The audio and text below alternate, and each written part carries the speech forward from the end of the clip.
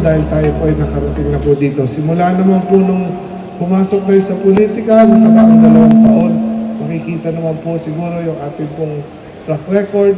Maraming salamat po una sa ating Panginoon, sa aking pamilya at sa aking pong mga kasamahan sa opisina, sa partido.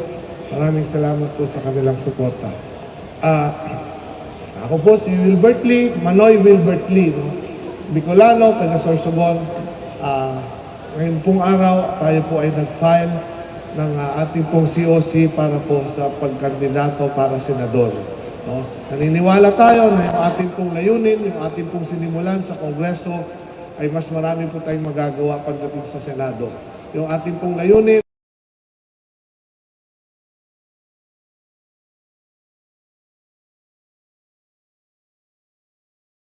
sa lahat yung gusto po nating mangyari, mawala yung takot at pangamba ng bawat Pilipino sa pagkakasakit. Yung pong dahilan kung bakit po napakarami po nating mga kababayan ang ayaw na pong magpadala sa ospital, nakaratay lang sa bahay dahil po pag nadala sa ospital, walang pambayad sa ospital, walang pambili ng gamot. Malulugmok sa kahirapan at mababaw sa utang. Kaya ang libreng gamot at pagpapagamot na karapatan po ng bawat isang Pilipino, yun po yung atin pong ipinaglalaban. Kung kailangan po mag-agaw uli po tayo ng mic, gagawin po uli natin yun. Maraming salamat po sa inyo. Ito po si Manoy Wilbert Lee. Good morning. Good morning. Sir Sherry Ann Torres. Sir, ano po, ang nagsisilbi pong vehicle nyo na political party ay agree pa rin po? Tayo po ay sumumpa sa Action Demokratiko po. So kasapi po tayo, ito po yung partido ng dating senador na isa pong iniidolo ko na kapwa ko Bicolano, si Senator Raul Roco. No? Sir, bakit na yung iba kasi usually middle of the week, kayo ano yung principle? Bakit po day 1, first to file? Gusto po natin ipakita sa ating pong mga kababayan na tayo po ay talagang seryoso sa ating ginagawa at yung pinaglalaban natin, talagang ipagpapatuloy po natin ito sa Senado. Hi sir, Dan Demen of UNTV. Napansin po namin marami kayong supporters. Alam niyo po ba yun na pupunta sila? Actually, nagulat ako, narinig ko lang na mayroon po mga pupunta, iba-ibang sektor, no, galing sa iba't ibang lugar. Kanina pa po silang madaling araw ata dito, no? So, tayo po ay nagulat at ako po ay natutuwa at nagpapasalamat din po sa kanila, sa kanilang suporta at pagtitiwala, no? Meron pa raw yun na nasa labas, hindi na nakapasok. So, maraming salamat din po sa kanila. May iba po ba kayong senatorial slate ninyo? Ilan po kayo? May dagdag pa po. Sa ngayon, sasabihin ko na siguro dahil nabanggit na rin, kasamahan ko sa aksyon si Doc Willie Ong. No? Siya po yung isang kasamahan ko dito. No?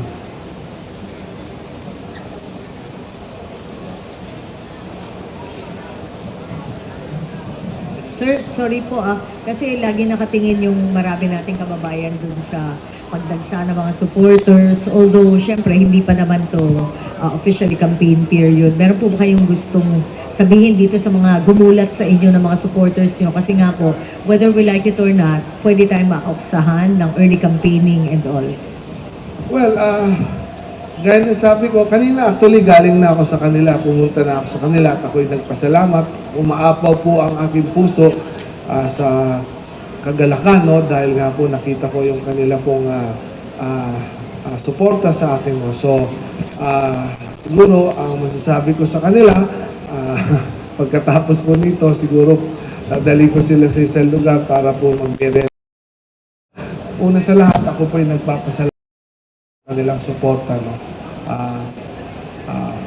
Wala akong masasabi, no? No words can express my gratitude to them. Sir, good morning. Sir Gerard po from Malaya. Sir, how do you assess yung chances niyo po sa coming midterm elections? Well, malaking hamon, napakalaking hamon, malayo po na napakalaking hamon po. Pero ang akin po, ang napaka-importante, actually meron po nagsasabi sa akin, bakit daw bago ko, senador na kaagad, no? Hindi naman siguro basihan kung bago ka o veterano, no? Ang importante, yung pong track record, no? So nakaraang 2 taon, makikita naman po siguro yung ating track record yung ginawa po natin, makikita naman po yun. Yung pong may nagsasabi pa sa akin na kumuha raw ako ng pamukpok sa ulo, no? Para sa akin, kailangan po nating lahat ng sigurong pamukpok sa ulo dahil po, no, para po tayo ay manatiling gising at hindi po manhid sa mga nangyayari po sa ating mga kababayan. Yung paghihirap po nila, dapat po maramdaman natin, hindi po tayo dapat maging manhid. May nagsasabi rin na ako raw siguro ay nababaliw na, no? So, mas maganda siguro maging baliw na may gustong gawin kaysa po yung maging matino na wala naman po pakialam, no? So, para sa akin, yan po yung nagtutulak po sa atin, ang ating pong layunin. Gusto po natin ipagpatuloy sa Senado dahil alam natin mas marami tayong magagawa po doon. Hello po. Hello po, good morning. Dwight De Leon po from Rappler, sir. Ayan. Ayan. Kung a PCIJ report said that you are among or the biggest spender on Facebook from April to July, I would just like to ask Kong if you're willing to divulge how much you have spent ahead of the campaign period and for the benefit of the public. Why do you think it is important to spend that much before the campaign period starts? Thank you. Well, para sa akin kasi napaka-importante po, no? Alam po ninyo, ang tinututukan ko po talaga yung mawala po yung takot at pangamba, no, ng ating mga kababayan pagdating sa pagkakasakit, no? Which is yan po yung tinututukan po talaga natin, no? In fact, araw-araw, mahigit 5,000 pong messages ang natatanggap natin patungkol po dito sa medical assistance. Dahil po sa pag-iikot po, ito po talaga yung takot at pangamba ng bawat isa na nakikita natin. So ito pong ginagastos natin sa social media, ito po ay awareness, no, para po malaman at mapalapit po sa ating mga kababayan kung saan po sila lalapit talaga, no. In fact, talaga pong actively ina-announce po natin sa lahat po ng ating interviews, lahat po ng ating pong mga tarpaulins, billboards, kung saan po sila makakalapit para po dito sa medical assistance po na atin pong nilalatag, no. So para sa akin, ito po ay isang paraan para po mapalapit po sa ating mga kababayan at meron po silang matatakbuhan, no? Malaman nila kung saan po sila ko-contact, saan sila dapat meron po silang pangangailangan, lalo na po pagdating po sa usapin sa kalusugan. Dahil ito po talaga ang isang hinaing takot pangamba po ng ating mga kababayan, yung pagkakasakit po. Thank you, sir. Just to reiterate my question, sir, if you're willing to reiterate how much you have spent so far on, siguro if not campaign, yung awareness efforts para sa pangalan ninyo. Wala akong specific details ng amount po ngayon, no? But I'm willing to divulge po if you give me the time dun po sa opisina, no? Pero wala po akong specific amount sa ngayon, no, on my mind kung ilan na po talaga ito. Thank you pa, thank you.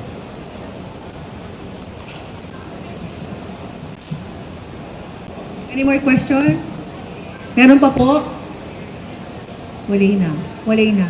Thank you po, Mr. Gruber. Maraming salamat po ulit sa inyo. Sana hingi ko po ang inyong dasal. Maraming salamat po.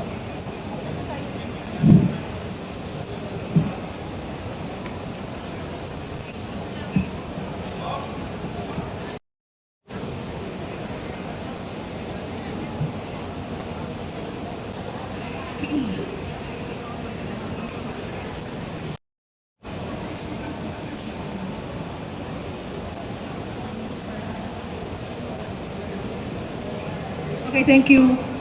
Photogs, cameraman, or stay where you are daw. Tutuhanan niyo sila from kung nasaan kayo. To here, no?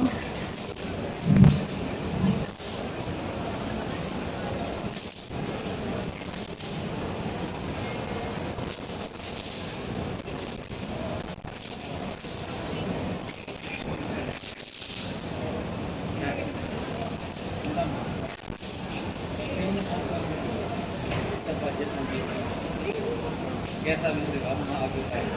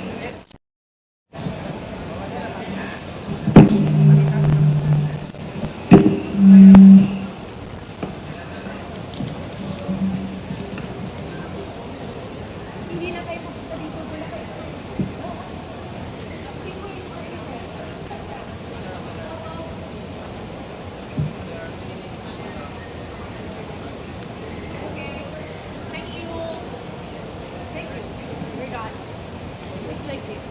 You have 8 minutes, or 10 minutes. Yeah. What's your name? Chen. David.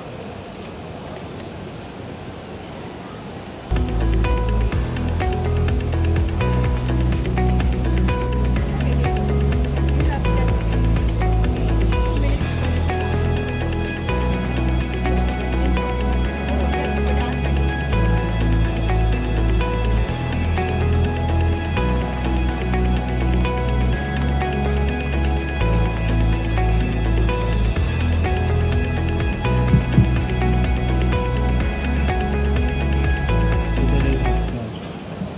My name is David Chan. In real life, is David Paul Hare Chan. I'm running for a senator as an independent. I'm not supposed to be running this way, but since August 18, 2022, I submitted a government 530 pages of sustainable proposal for the agriculture, the energy, and the education. God willing, we can all come up with at least 30 pesos per kilo of rice, as mentioned to the President, to make farmers rich, because they are our chef at home. And then, the energy, we could actually save 50% to 80%.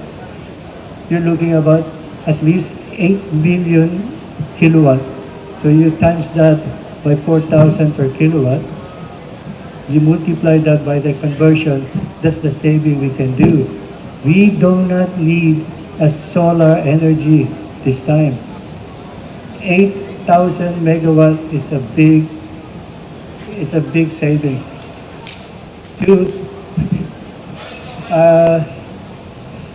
In the education, I wanted, or God willing, I have proposed, by the will of God, I have proposed 6 years of saving the Filipino people, namely, remove 2 years in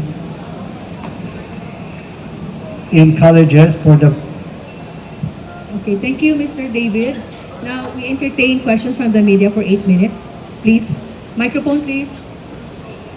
There, Ian. Hi, Thank you. sir. Mav Gonzalez po from GMA. Sir, may we get a little bit of background about yourself lang po? May I ask your profession? Have you ever had any political endeavor po bago ito? Right. I graduated in mechanical engineering in Piatti University in 1985. I had no political experience so far. But what's the point of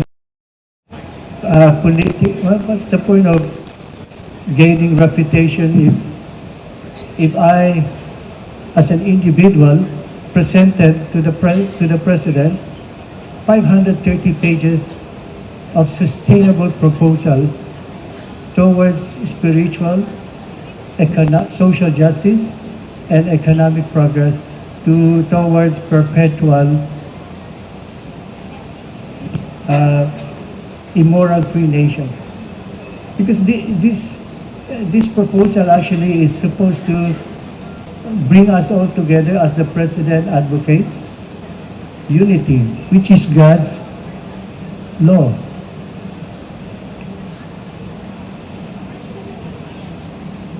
Okay, next question, please. Sir, just so that we would know more about you, can you give us your, for example, educational background, your professional experience? Oh, I did already. There you Background and Yes, professional? Yes. Oh, okay. Educational background, sir. Again, I graduated from Piatti University in 1985. Bachelor of Science in Mechanical Engineering. So I've served as a consultant in chemical, process, electrical design, production. That's why I'm very, very, what do you call this, knowledgeable with energy efficiency solution, which the Department of Energy told me referred to the Energy Efficiency and Reduction Act. And then for 30 years, some 30 years, I've been well-rounded with all people of all walks of life.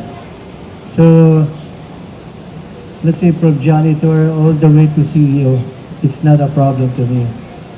Even meeting with the president, because I tried to, but it's going 1 year now since I have requested an appointment to discuss this 530 pages of solution in just an hour to prove that this proposal comes from God.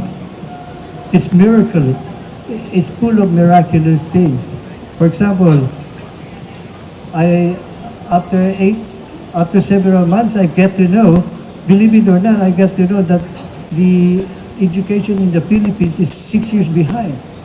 And I propose 6 years to remove. Isn't that 6 years to remove and 6 years to advance? Like some doctorate degree would ask, how on earth 6 years you remove, 6 years in advance? I tried to ask a time to the vice president before to explain how. And then the energy, for example, it is possible to save all this energy, like 50 to 80%, without really difficulty by just asking the industrial sectors and commercial sectors not just to look at it and consider, but make it a law. Make it a law.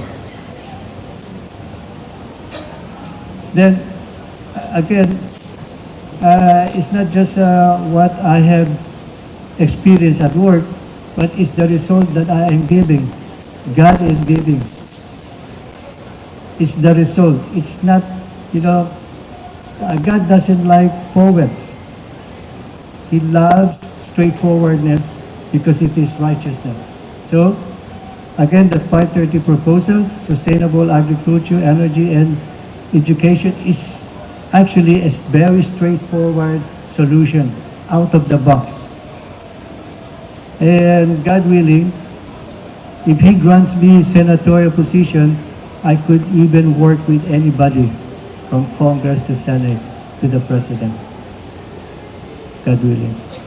Okay, more questions? Wala na po, tatanong? Okay, thank you, Mr. David. Yeah, can you have your...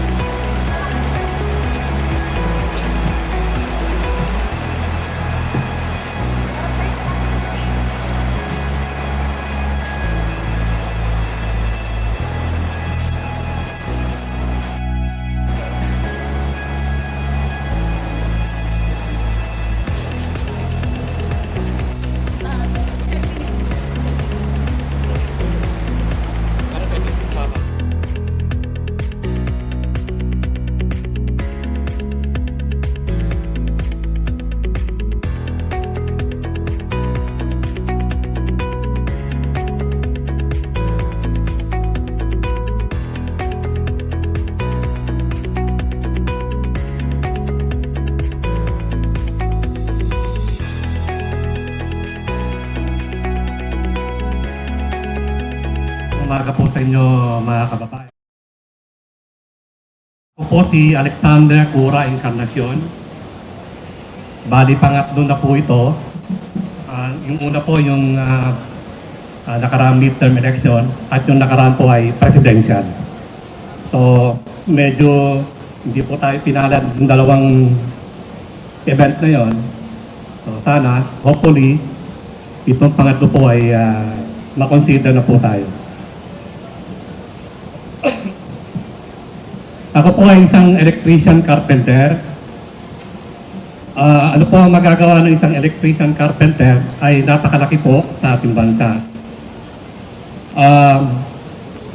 Way back 2017, naka-discover po ako, naka-develop, naka-invento, created ng isang solusyon na magwawakas po sa crimes and corruption po. Ito po ay narehistro sa National Library of the Philippines officially on February 2019 po.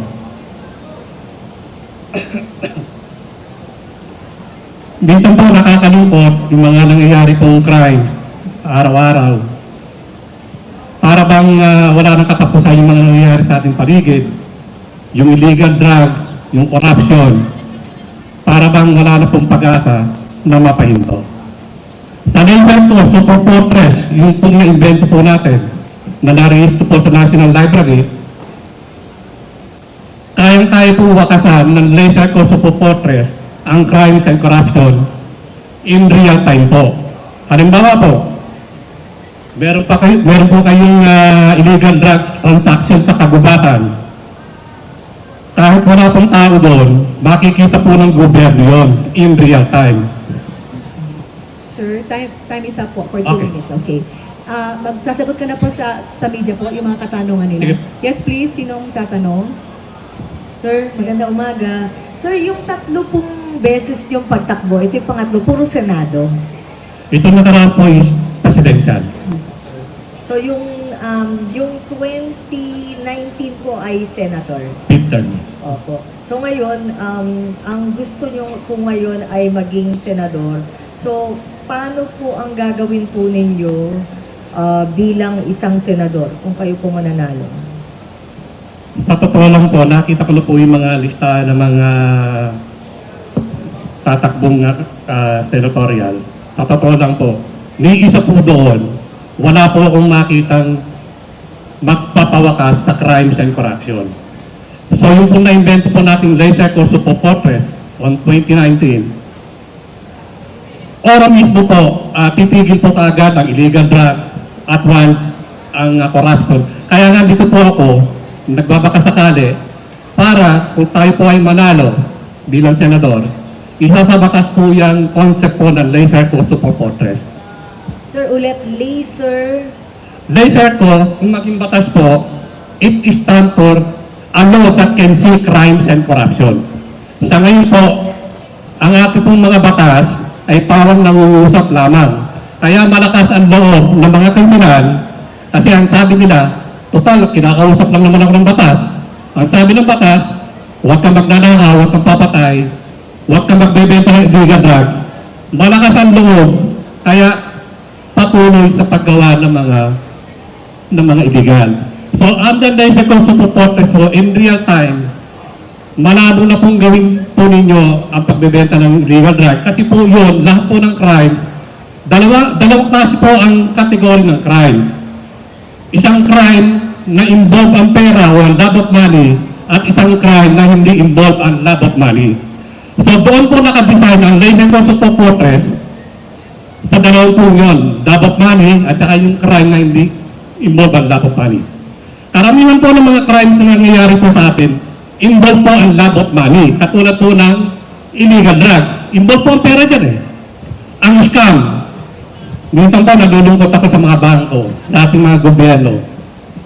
Ang sinasabi po ng ating mga gobyerno, ng ating gobyerno, nakakalungkot, huwag nyo raw ibigay ang OTP, huwag nyo raw ibigay ang inyong password, huwag nyo pang, nalulungkot ako sa mga expert, hanggang ngayon po, wala pong naibigay na konkretong solusyon Kung paano po wawakasan yung scam na napakadali lang po. Yun po. Next question, please. Opo, sir, good morning. Sir, third attempt na po ito, no, na pagtakbo for Senate. Kung sakali pong hindi ulit pala rin, ano lang po gusto yung sabihin? Nananawagan po ako sa ating Pangulo, BBM, sa ating Kongreso po, sa ating Senado. Magtulungan po tayo. Ang desert ko supporters lamang po ang magwawakas sa crimes and corruption at magpapaunlad po ng ating bansa. Wala na po. This is the best and last resort kung paano po wawakasan ng crimes and corruption at kung paano paunlarin ang bansa. Katulad po ng mga smuggling, involved po dyan ang pera. Hindi po nakikita yung kanilang profiteering, smuggling, at yung iba pang mga crime. Kasi nga, involved po ang pera, hindi po matrace. Hanggang dahil po sa po, malabo na pong mangyari na kayo pa ay gumawa ng mga illegal na gawain. Yun po. Sir, in case lang sir, una muna, paki-spell out lang yung system na sinasabi niyo, paki-spell out lang po, baka magkamali kami. Di ba laser? Okay. Tapos nilagyan natin ko. Kung maging batas po yan, that is a law that can see crimes and corruption. Laser. A law that can see crimes and corruption. Sa ngayon po, ang mga batas, hindi po nakakakita. Tama po ba? So, under laser ko po, kapag kayo ay nagbenta ng illegal drugs, yung nagbenta at saka yung makikita po ng gobyerno yun, or mismo in real time, kaya kung ito po ay mapapatupad ng ating gobyerno, malabo na pong gumawa ng mga illegal ang mga tao. So ang mangyayari po, magkakaroon po tayo ng true lasting peace, prosperity, and security po. Sir, bakit po kayo ano po nangyari nung first 2 attempts po natin? Ano po ang sinabi ng COMELEC? COMELEC, ako po ay independent. Alam niyo naman, di po ako kilala. Kaya nga nagpapasalamat ako ngayon sa inyo, sa harapan ng media. Sinasabi po natin ng totoo. Laser po supporters lamang po, the best and last resort upang wakasan na po ang crimes and corruption at umunlad na po ang bansa. Katulad po ng corruption, hanggang laser ko, malabo na po kayo ay mangurap. Kasi nga po yan, in real time po, makikita po ng ating gobyerno ang pagtanggap ninyo ng pera. Whether you like it or not. Kaya malabo na pong gumawa ng corruption, kahit sino po. Okay, may tanong pa po. Sir, with your indulgence, nalito lang po talaga kami sa laser ko. Paano? L-A-S, paano pong spell po no? Laser, di ba laser? Laser. Ko? C-O? CO, that is corruption yan. CO. Okay.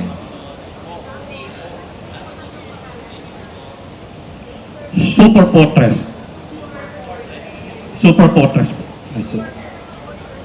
Long range, titinag yan. Opo. Sir, panghuli na lang po. Ano po yung ground? Kayo po ba dinisqualify ng COMELEC noong previous elections that you have na nag-file po kayo? Ayon po sa batas ng COMELEC, pag kayo po ay una, ano pong nuisance ba kayo? Ano pong naging ruling ng... wala po akong pera. Hindi po. Ano pong sabi ng COMELEC? Yung po ang ground, kasi nga sabi nila, wala po kayong kakayahan ng mga ampaya nationwide. So, sa madaling sabi, nuisance po. Ganun po naman naman. Pero, sa COMELEC po, sana po, pagbigyan nyo naman po ako kasi nga po, napakalaki po ang itutulong ko sa bansa. Sir, paano po ngayon? Baka po maring gamitin ulit sa iyo yung ground na yon na to declare you as a nuisance candidate. Ano pong nagbago? Magpapatuloy po ako kasi nga meron po akong tinatawag na laser ko Super Fortress channel sa YouTube. Kung gusto niyo po ng mga detalye kung paano po na-invento yan, na-discover, pati yung mga crimes and corruption, kung paano pa hihintuin po, ando na po lahat yun.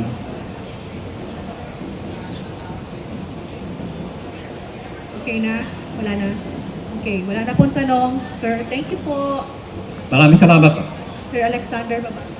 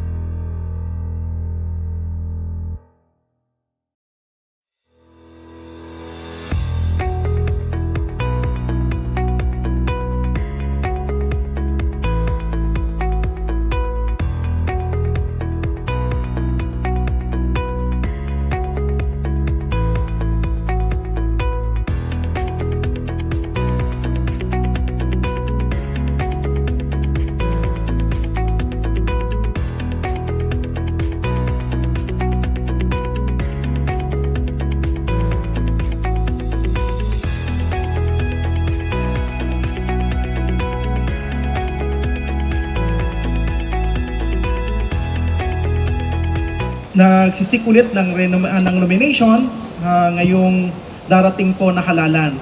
Sapagkat nais po ng Kabayan Party List na ituloy ang mga naumpisan po nito ng mga advokasya, mga sinusulong ng mga polisiya at mga panukalang batas po sa Kongreso.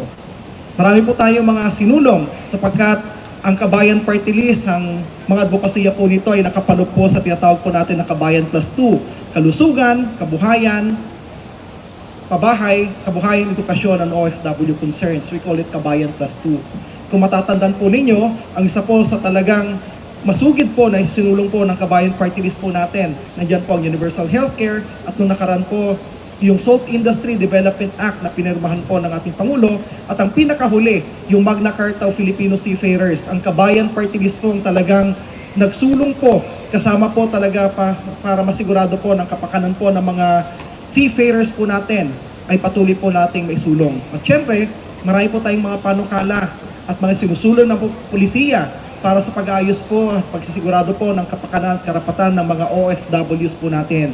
Kararating ko lang po, galing po ng Germany at Portugal para makipag-meeting po sa mga OFWs po natin. Makipagkita po sa OFW community po natin at sa susunod po na linggo, pupunta naman po tayo sa Netherlands para i-meet po yung mga seafarers po natin. Gayun din, ng mga dadaan po tayo ng Middle East. Nung nakaraan, galing po tayo doon. Ngayon ulit, babalik po tayo sa Middle East. Nandyan po ang Saudi Arabia, Oman, Kuwait, Qatar, para po makinig po sa mga concerns po ng mga OFWs po natin. Sapagkat saan man po tayong panig ng mundo makarating, isa lang po ang tawagan po ng mga Pilipino, kabayan. Kaya, tatandaan po natin, ang Kabayan Party List ay nandito para isulong po ang kapakanan po at karapatan ng bawat Pilipino sa mas maayos na kalusugan, pabahay, kabuhayan, edukasyon at syempre ang concerns po ng lahat ng mga OFWs po Sir natin. Ron, time is up po. Oo. So, mag-entertain po tayo ng question from the media. May tanong po. Noy, microphone. Thank you. Sir, good morning. Sir, can you mention to us your 10 nominees? Ang mga nominado po natin, una si Jewel Gay Arsalo, first. Pangalawa po, Bishop Paul Hernandez. Pangatlo, Miss Patricia M. Gomez. Si Dr. Jewel Gay Arsalo. Number 4, Noemi D. Bustamante. Number 5, Rizaldo G. Natividad. Number 6, Benito P. Lacaden. Number 7, Fernando M. Eliseo. Number 8, Harlim M. De La Mance. Number 9, Melchor R. Villegas. And number 10, Janice I. Nidea. Sir, can you explain to us parang bakit po sinadya nyo talaga na kayo yung maging kauna-unahan na party list group na maghain ngayong araw? Maaaring sabihin po natin na gano'n, pero ever since po kasi na nag-file po tayo, sumali po tayo dito sa party list system, we always endeavor to file on the first day and first na palagi na dumarating po dito sa COMELEC. Sapagkat ang Kabayan Party List ay hindi naman po bago, pang ilan na po ito na pang-5 na pagsali na po. Every time na sumasali po, we always endeavor to file on the very first day, very first morning. Next question po. Sir, ilang Sete. seats? Ay, hello sir. Good Yes, morning ma'am. po. Sir, ilang seats po tayo ngayong Congress? Isa lang po yung nakuha po natin this Congress. Noong 2016, nakadalawa po tayo. 2019, isa lang. 2022, isa rin lang. But we hope na sa ngayon, sa dami po ng mga nagagawa po at nagawa po ng Kabayan Party List, ay we hope na mas madagdagan po ito. Okay, please. Pakipasa na lang ang microphone, please. Thank you. Teleradyo. Good morning po, sir. Sir, na-mention niyo po yung Magna Carta for Seafarers po. May mga kumukontra po dun sa isang provision po, no, yung regarding po dun sa paglalagay ng bond ng mga seafarers po na sila yung mag-shoulder ng piyansa nila. Ano po masasabi niyo po dito? Nag-a-arise po, understandable yung mga komento po nila sapagkat sa bawat pagkakataon na baguhin mo po yung status quo, may mga maapektuhan. At syempre, sino maapektuhan po dito, yung mga tinatawag po natin na ambulance chasers. Dahil ang niyo pong lingkod, ako po yung chairperson at the time ng Committee on Overseas Workers Affairs at sinigurado po talaga natin na mas maprotektahan ang mga seafarers po natin. Ang punto de vista po natin dito sa provision po nito is greater protection ng mga seafarers po natin. So yun po yung pinanggagalingan. Pero ang maapektuhan po talaga dyan, yung mga kasalukuyan po na nakikinabang po dun sa sistema. At sino po yung nakikinabang po na yan? Tinatawag po natin ng mga ambulance chasers at the expense of whom? At the expense po ng mga seafarers po natin. Kaya makakasigurado po yung mga seafarers po natin sa batas po na ito na pinirmahan po ng ating Pangulo at nagpapasalamat po tayo sa kanya. At syempre sa Speaker of the House, Speaker Martin Romualdez at ang ating counterpart that time sa Senado, Senator Raffy Tulfo, na protektado po yung mga seafarers po natin. Na kapag nagkaroon po sila ng any legal concerns, masisigurado po na maibibigay po kung ano yung tama po sa kanila. At the same time, protektado po sila na kung nagkaroon po ng reversal ng decision, hindi po nila kailangan ibalik at hugutin po sa sarili nilang bulsa yung naibayad na po. Next question po. Sir? Sir, good morning, sir. Sir, dito po. Sir, first po kayo na nag-file ng as a party list. Ano po yung bilang kung sakaling pala rin po kayo, willing po ba kayo na maging isa rin sa mga party list na mag-push for the amendment of the party list law since it has been often criticized na nababastardize? Definitely. Actually, nung mga nakaraan po, sinusuportan po natin yung mga panukala na amendahan po yung party list system po natin. But at the same time, of course, makikinig po talaga tayo dun sa mga concerns ng mga citizens po natin. Sapagkat nais naman po natin talaga na magkaroon po ng genuine representation yung party list system.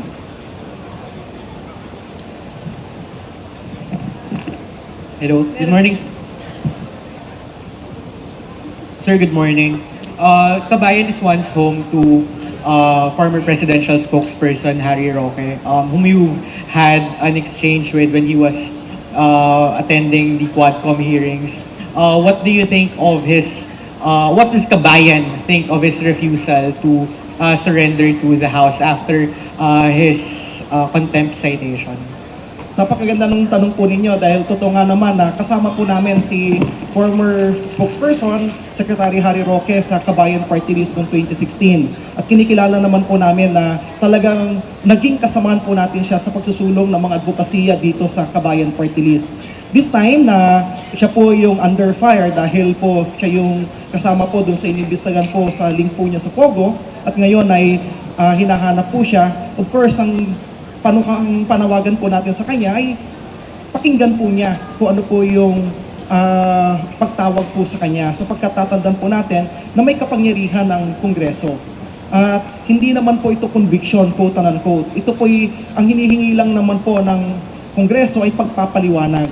Lalo na po doon sa mga dokumento na kanyang kinumit na ibigay po doon sa committee mismo sa Quadcom pero hindi po niya na ibibigay. So, of course, ang panawagan po natin, nakita po natin actually yung kanyang video, medyo stress po siya.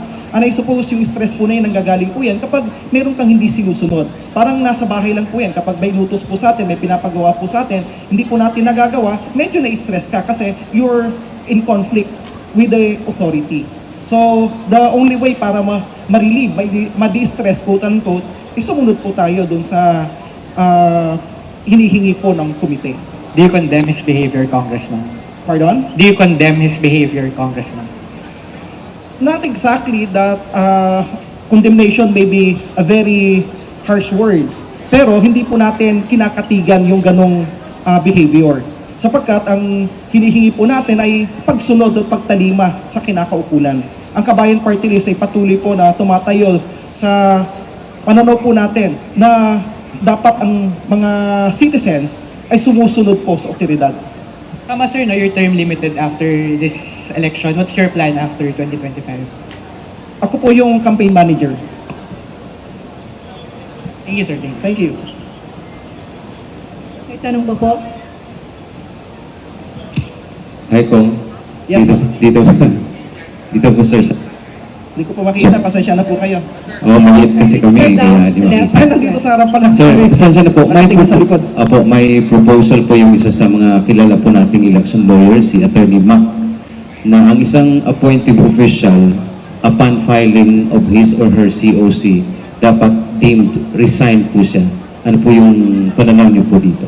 Kinikilala po natin at nirespeto po natin ang kanyang pananaw. Pero nagsalita na po yung Korte Suprema at yung binabanggit naman po niya na dim resign, yan po yung kalakaran po noon. Pero nagiging, ang tawag dito, dahil previously, binalik lang naman po ng Korte Suprema po ngayon yung original na guidelines na dim resign ka, not upon filing, but upon the start of the campaign.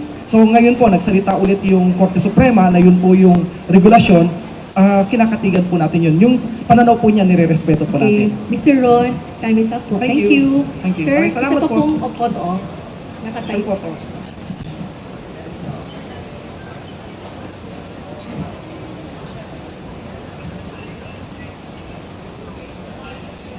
Camera, sir, please.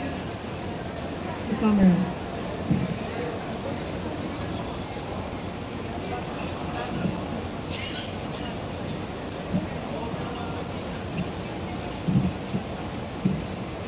Okay, thank you po, Mr. Ron.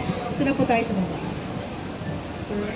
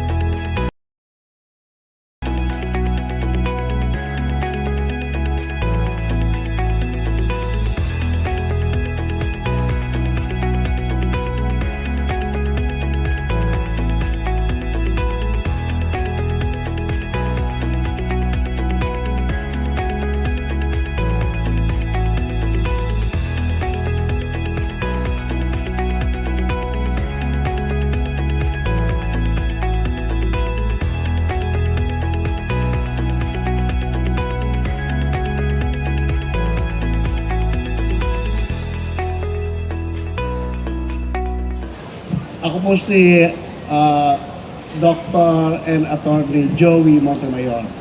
In short, Dr. ni Joey Montemayor. Ako po isang doktor, internist, cardiologist, and interventional cardiologist.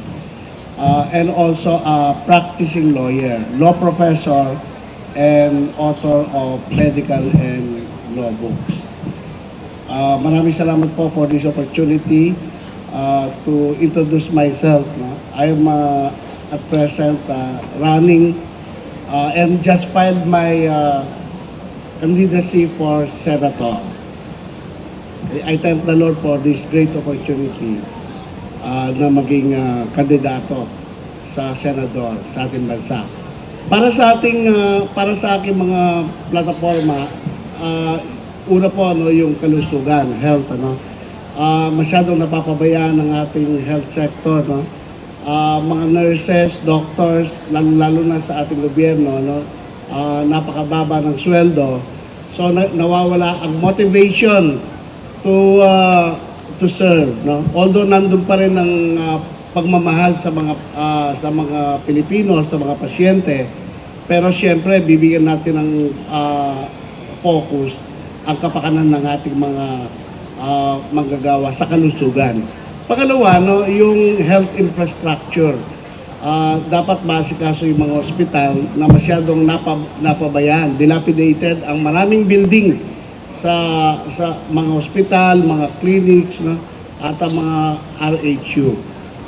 Mabigyan ng focus sa mga midwives, doctors, nurses, at saka yung mga paramedical professions, no, including the dentists and the pharmacists. Pangalawa po, no, yung Doc Joey, time is up po. Okay. Questions from the media. Channel 7, GMA 7. Pakipasa ng microphone, please. Thank you. Hi, Doc Joey. Anong 2022 tumakbo po kayong presidente? What convinced you to run for senator naman po this time around? yung pong pagtakbo ko, dati president, ngayon senator, this only means a continuing service for our countrymen. Kasi po, it doesn't matter kung president ng position o senator, as long as you love our citizens, that will serve the same purpose. Ano po sa tingin niyo magbabago sa kampanya? Do you think you have better chances of winning po as senator? Well, opo, actually, kahit naman noon, malaki rin ang chance, kung talagang nabilang lang na maayos, no? Pero ngayon, mas malaki ang advantage dahil nakilala na po ako, no? Pangalawa, yung health sector na nire-represent ko, no? Kukunti lang kaming doktor na tumatakbo bilang senador. Hindi ko pa alam kung sino pa magpa-file, no? Pero 12 naman yan. I think that my chances now are better than before. Thank you po.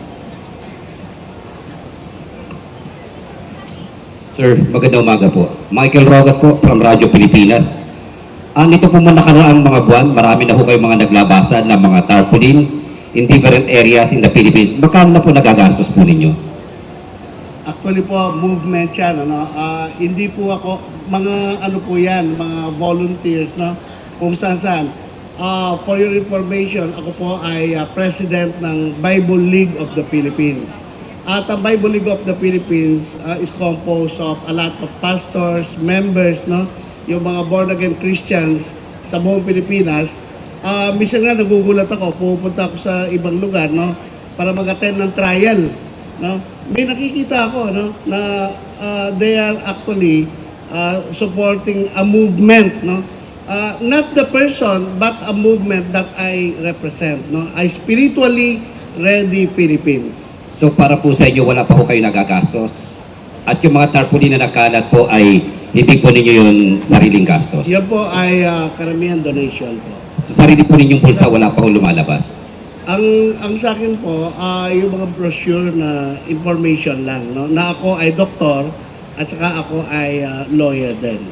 Thank you so much, sir. Tanong pa po.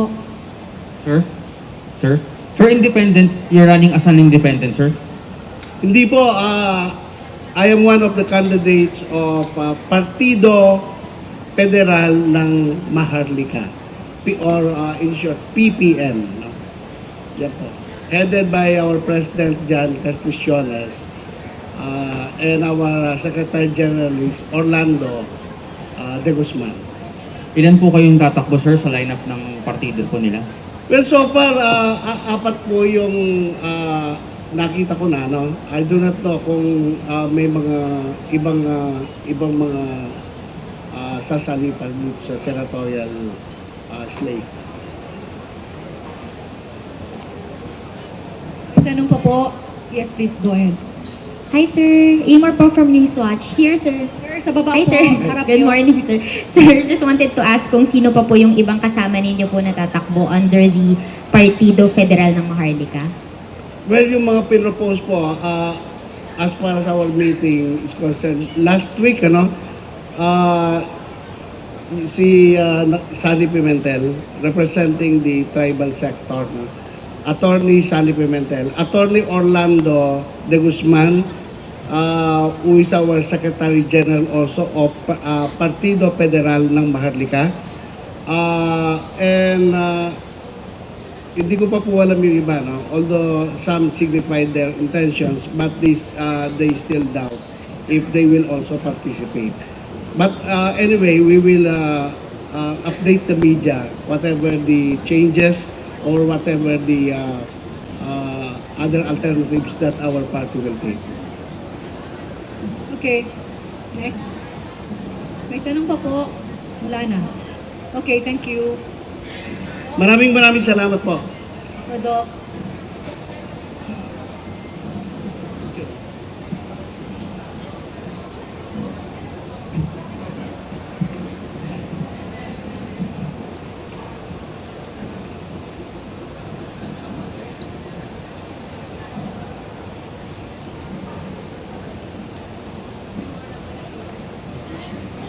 Thank you po, Doc Joey. Ito na po tayo, sir.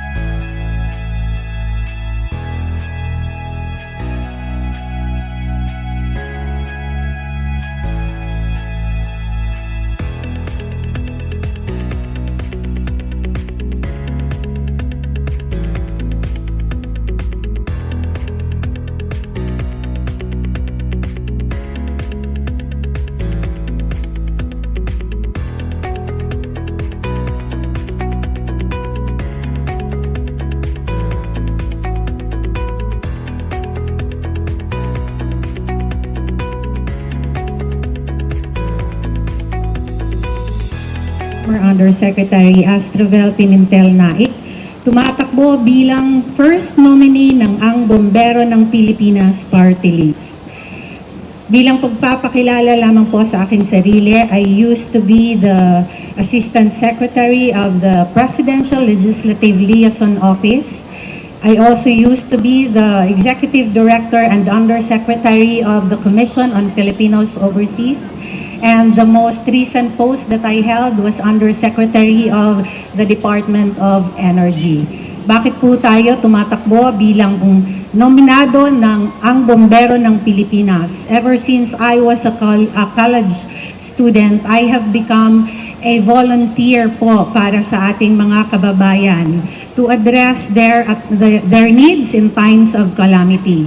Ang Bombero ng Pilipinas ay isang party list po na pinagsasamahan at binubuo ng lahat ng mga voluntaryo sa Pilipinas, whether they are firefighters, medical practitioners, or mga medics, at saka yung mga calamity responders and all those who are involved in addressing disasters in the Philippines.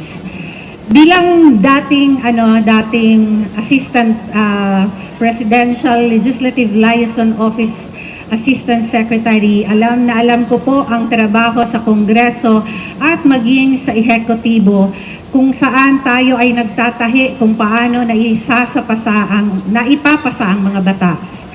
One of the things that we would like to address why the ABP party list is running is the establishment of Provident Fund for our volunteers. Sa totoo lang po, ang ating mga nasa Bureau of Fire and Protection composes only 15% of those who are addressing the mga sunog ng sa ating bansa. So marami pa po tayong gustong gawin, and isa lang ito sa pinaka-importante na gusto naming daanan, yung mabigyan ng proteksyon at kaukulang benepisyo ang lahat ng voluntaryo ng Pilipinas. Okay po, Ma'am Miss Pimentel, thank you po. Ma'am, wait, ma'am. May mga katanungan. Sige, question please sa media. Hi ma'am, ABS. Ma'am, wala na kayo sa PDP Lab, sa PDP Party? Nasa PDP ako before ngayon I'm running for the party list system. So right now I'm going to be the #1 nominee of ABP po. Kumbaga sa ano ma'am, wala na pong affiliation sa party? Meron pa rin kasi hindi naman ang PDP Laban is a political party. Ang ABP is a party list, magkaiba naman po siya. So ma'am, how do you intend to balance your obligation to PDP as one of its officials as against to your would-be campaign as a party list nominee? Maraming opisyal po ang ating partido sa PDP. Here, my priority right now is ang bombero ng Pilipinas po. Please. Hi ma'am, to clarify po, you're still an official of PDP. May we know what post po? Executive Director and Membership Committee Chairperson. So, still the same, you'll be part of the PDP and yung as first nominee of ang bombero. Okay. Iyo, next question. Hi ma'am, Pandisemi Felix Lapan po. Kung Hi, kayo po Felix. sakaling palarin po kayo, ano po ang gagawin po ninyo tungkol po sa pagtugon doon sa yung bumbero, yung mga sunog po? Karamihan po sa mga volunteer natin at mga BFP, yung hirap po sila pagdating sa mga sunog, yung mga high-rise building na nasusunog.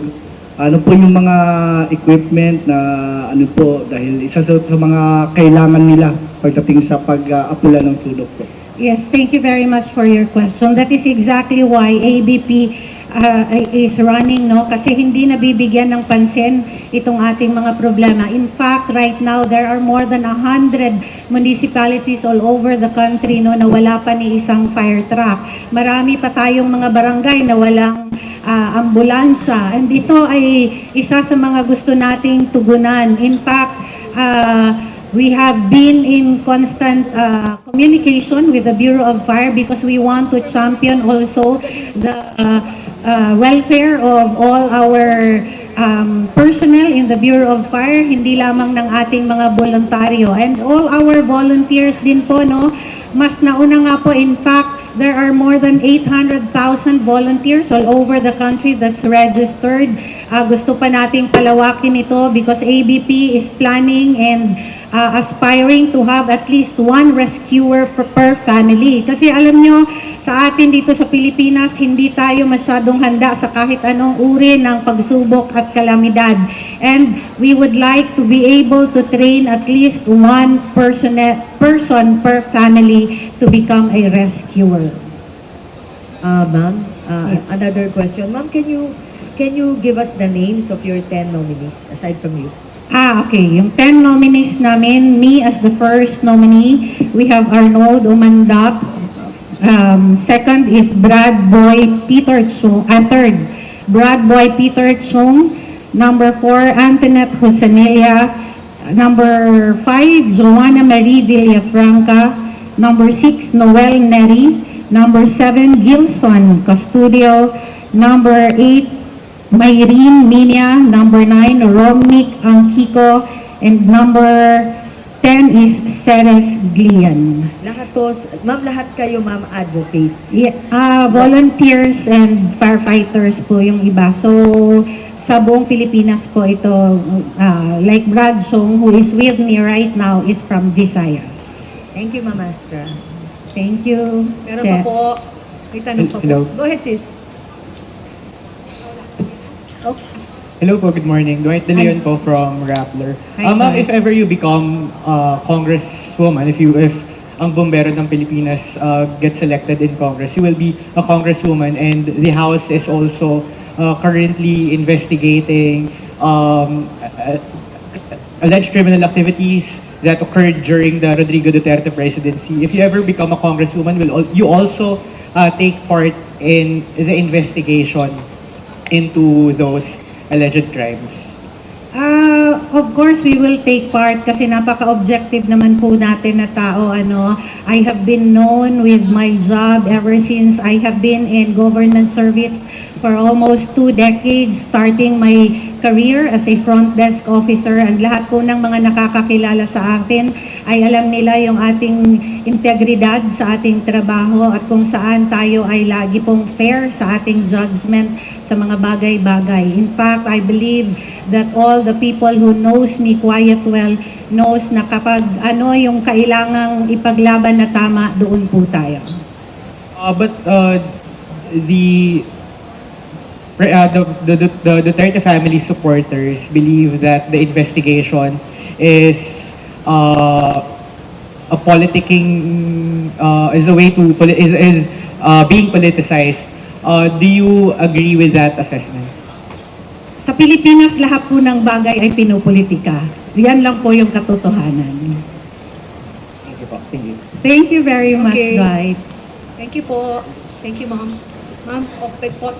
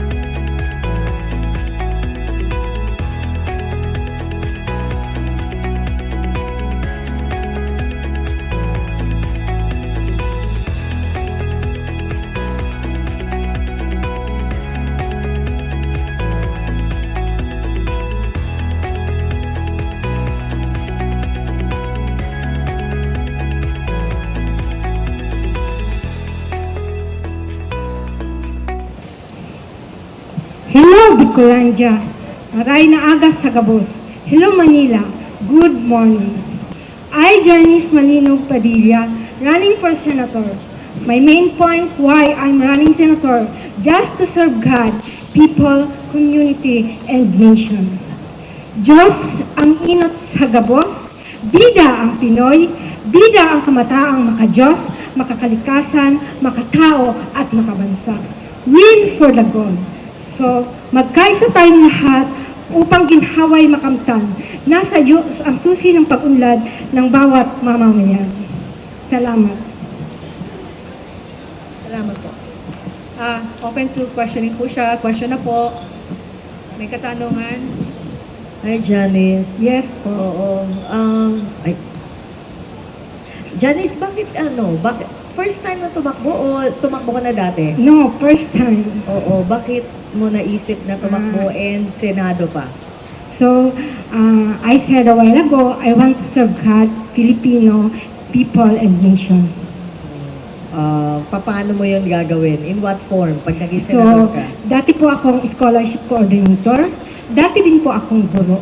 So, marami po tayong aayusin ng mga batas na siyang nagpapahirap sa ating bansa at sa mamamayan. Oo, gaya po ng anong klaseng So, reform? ito po maraming sa guro. So, maraming guro na nahihirapan talaga sa mga learning materials kasi maliit nga ang sahod nila. So, kailangan mataasan, lalo na ngayon, pataas ng pataas ang bilihin. So, ano ang dapat gawin ng gobyerno? Pag ganon, dapat, di ba, may automatic na batas na tumataas din ang sahod ng mga kawani sa publiko at sa pribado. Meron pa po ang tanong? Okay, sige, go ahead. Microphone please, pakipasa na lang. Thank you. Hi, Ma'am Janice. Are you running under a party list or independent? No, independent. From may area, saan po kayo, taga saan po kayo? Bicol Region, Ligao City. Go ahead. Meron pa? Check. Yes, please. Wait lang. Ma'am, may we just know your profession now? We know that you're a former scholarship coordinator and teacher. I am licensed professional teacher. Hanggang ngayon po, you're still teaching? No, I'm not teaching anymore. So ngayon po, ma'am, ano pong pinagkakaabalahan po ninyo? Ay, yun nga, itong pagtakbo ko sa Senado, ang pinagkakaabalahan ko. This year po, nag-start na po kayo mag-prepare for... Ano? Of course, pahinga muna para pag in case na nanalo, syempre stressful. Marami kasing aayusin, di ba, na problema. So when did you stop teaching po, ma'am? Last May, yes. And that is to prepare na po for your Yes, Senate? yes. Thank you, ma'am.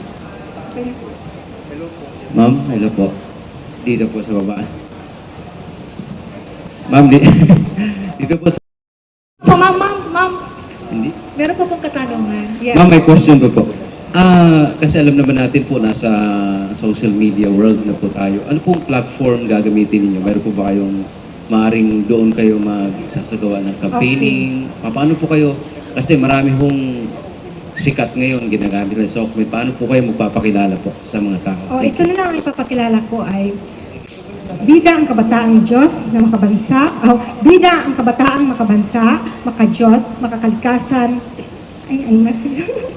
bida ang kabataang makadiyos, makakalikasan, makatao, at makabansa. Ma'am, ano pong media ang gagamitin niyo? Kasi Ay no, kahit sino. Ayoko nang may, kahit sino. ano ma'am, madaling sabi, anong gagamitin? Facebook, YouTube? Ay! Paano kayo magpapakilala? Facebook, pwede rin. Online, live streaming, ganyan. Thank you po. Okay. Meron po ma'am Janice. Meron pa Yes. po. Hi ma'am. Yes. Magandang umaga po. Michael Rogas po from Radyo Pilipinas. Sa kasalukuyang mga trabaho ng mga guro Yes. at yung kasalukuyang benepisyo na kanilang natatanggap. Ano pa ho doon ang nais po ninyong tutukan? Ay, kulang kasi. Talagang maraming kulang kasi yung, imagine ka, yung guro, di ba, yung sinusweldo nila ay kinukuha pa nila para yun sa nila, pambili ng mga learning materials ng kabataan. So, kulang na kulang po. Maliban po ron, ano pa ho yung nais ninyong baguhin sa trabaho po ng mga guro para ma-improve pa yung edukasyon? Para ma-improve ang edukasyon, tanggalin kasi yung inano ni Vice President Sara Duterte, yung Friday, catch-up Friday. Kasi ano yun, dapat kasi matutukan talaga ang kabataan sa pagtuturo para mapaunlad ang karunungan nila. Kapag ka naging senador ho ba kayo, papayagan nyo rin na magkaroon ng confidential fund ng DepEd? Depende. Sasayasapin muna natin kung ano yung confidential fund na sinasabi nila. Case. Kasi hindi tayo basta-basta magsasabi na hindi pa natin, kailangan, pag-aralan muna natin. Okay, thank you. Bombo Radyo. Sandali lang, Madam. Madam Janice. May question pa po. Hi ma'am, Hello. I'm Bea po from Bombo Radio. Since napag-usapan naman din na po natin and nabanggit na po natin si Vice President Sara Duterte and your platforms Yes. is like for the mga teaching community, tama po ba? Yes po. Ask ko lang po, since nagkaroon po ng confidential funds si VP Sara noong mga nakaraang taon, at bilang isang guru din po kayo at nagtuturo, ano po kaya ang magiging opinion nyo pagdating po doon sa issue na po na iyon? Ayoko magsalita tungkol dyan kasi violation po yan. Violation Okay. po. Pero meron po ba kayong kahit kaunting ano lang, Ay, no. sentiment? Wala akong sentiment. Bakit naman? Kahit ano po masasabi niyo para sa mga No. Okay ma'am, thank you. Thank you po. Meron pa po ang tanong. Okay, Robert Mano. Hi ma'am, magandang tayo umaga. Sa kanan po, bandang kanan. Hello ma'am. po. Thank you. Yan. Thank you. Ay, no. Ayan. Ma'am, kapag po pinalad kayo, sabihin natin na pinalad kayo na manalo at magbigyan ng isang puwesto sa Senado, ano pong tatlong pangunahing batas yung isusulong po ninyo? Tatlo. Proposed bill. Ang ipopropose ko, wala pa akong proposed bill, pero ito ang aking, yung tataasan niya yung mga sahod na magagawa sa gobyerno, sa pribado at publiko, tapos i-eradicate yung catch-up Friday, then, ano pa, yung mga graduates, marami kasing graduates ngayon, graduate sila pero walang trabaho, yun dapat ang ating isulong talaga. Kasi, sayang naman, nag-aral sila tapos walang trabaho, useless, di ba, ang pag-aaral ng isang bata kung hindi natin pagbibigyan ng trabaho. Kasi nga, alam na natin na humino, humiwat. Pero sa akin, wala akong humino, humiwat. Lahat pasok. Ang tagumpay ko ay tagumpay ng bawat isa. Ma'am, nabanggit niyo po yung tungkol dun sa taas pasahod po. Magkano po yung aumento na sa tingin niyo po dapat po ibigay sa mga manggagawa po? Dapat kasi nasa win for the gold tayo, dapat nasa 1,000. Kasi ang mahal ng bilihin, ng bigas at gas pa lang, namumulubi na ang tao, di ba? O dapat iyon ang isipin ng gobyerno kung paano nila mapauminto rin ang BIR.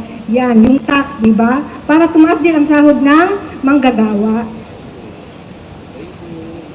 Tapos na. Meron pa po? Wala na. Okay. Thank you, Ma'am Janice. Ma'am, picture po tayo.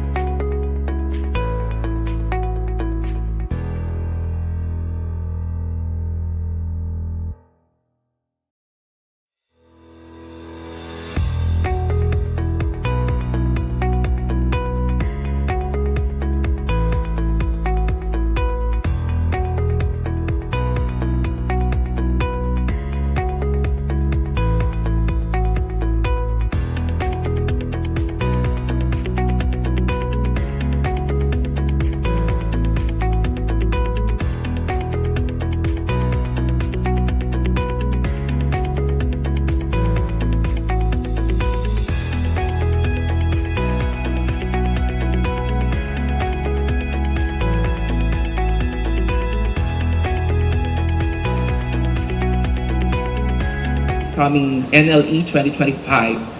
Ligtas is a passion. Ligtas is an advocacy. Ligtas is a way of life. I'm running under the platform of providing quality education at all levels, modernizing our healthcare, and upholding the rule of law, public order, and safety. As a country, we have been longing for reform for a very long time, and I'm offering myself to the Filipino people as a young and fresh blood to serve the country in the legislature. On this occasion, I'm very thankful that the Commission on Elections has successfully received my certificate of candidacy for the senator. I'm running as an independent. And I believe that change must come from within.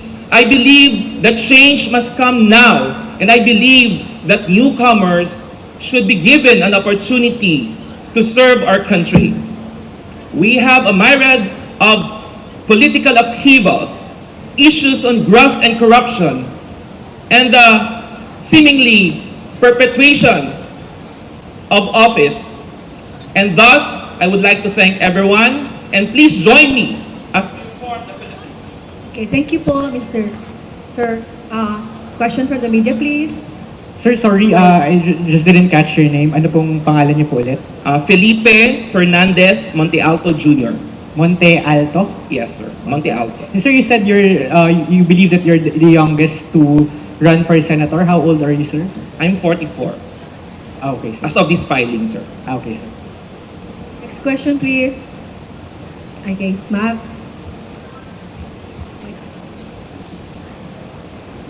Hi sir, can you give us a little bit of background lang po? Professional, first time po bang tatakbo? Any political position po? Well, I was an SK chairperson in Miagao, Iloilo in 1995. And the second time I seek the public office is now. I am a corporate executive, mainly that's my work. I'm a law student on academic leave from the Don Honorio Ventura State University in Bacolor, Pampanga campus. That's my background. And at the same time, as part of my training, I'm doing as a law office manager, ma'am.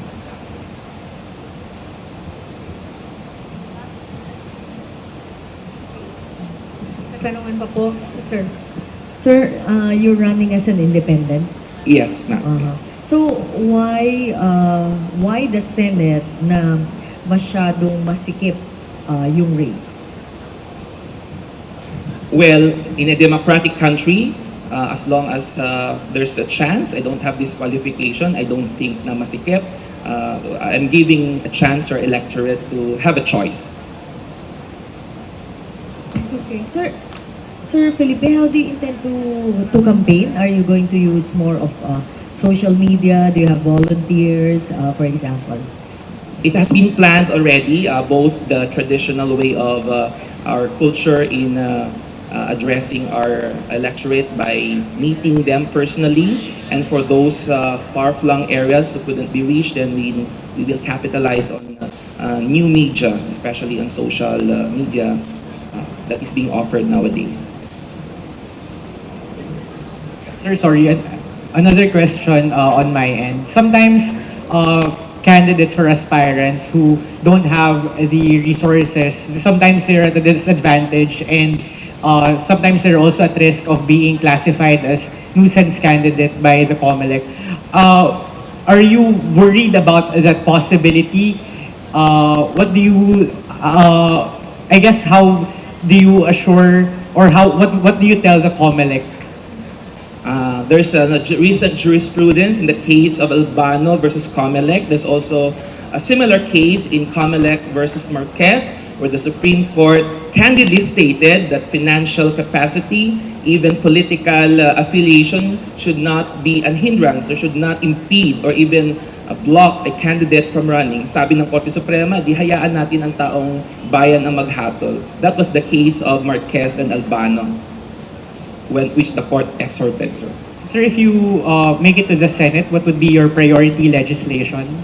As I have mentioned before, priority would be providing quality education at all levels, modernizing healthcare, and upholding the rule of law, public order.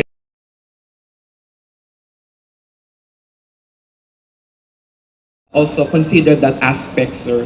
I believe and I suppose that I have already prepared to run a nationwide campaign, not with much to those who are already a well-oiled machinery, but have already established mechanisms that would do a national awareness of my campaign.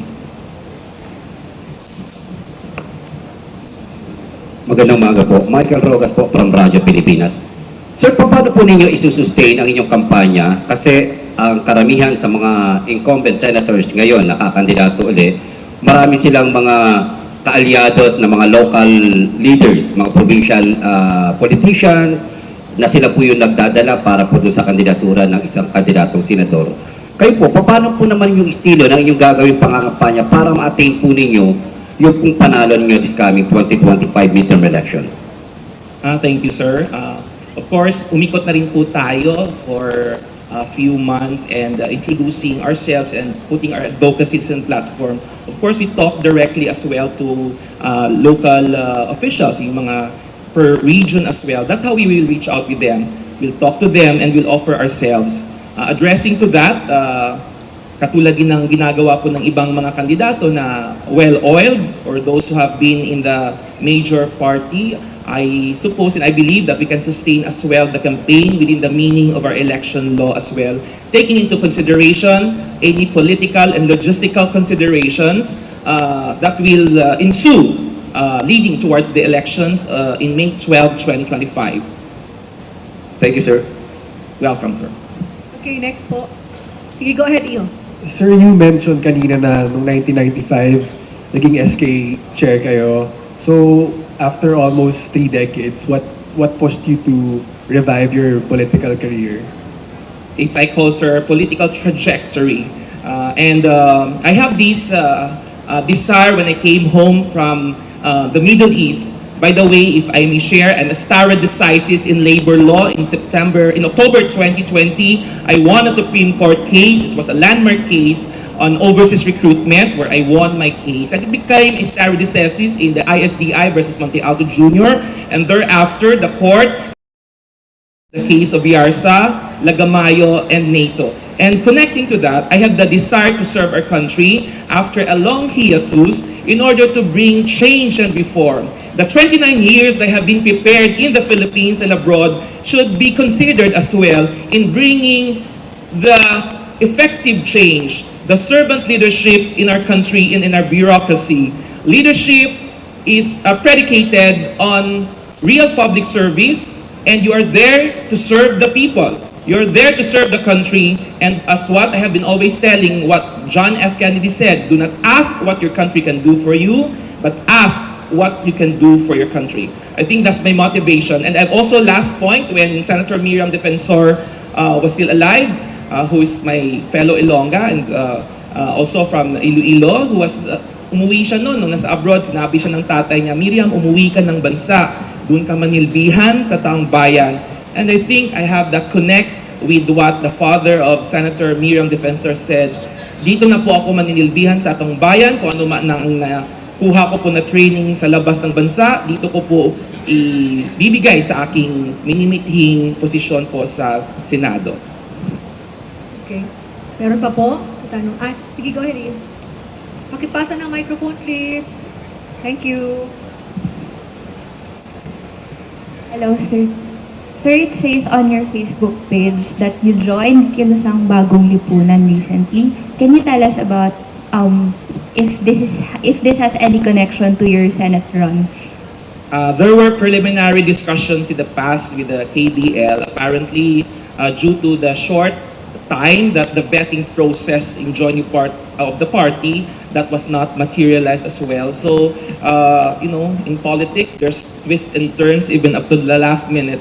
So, I decided that the KBL aspect will have to be shelved and I have to just run into my own platform as Senador Ligtas. So I'm thus running an independent, ma'am. Okay, last question, sir. Sorry po, time is up. Sorry. Thank you, Mr. Felipe. Thank you. Thank you po. Thank you, Comelec.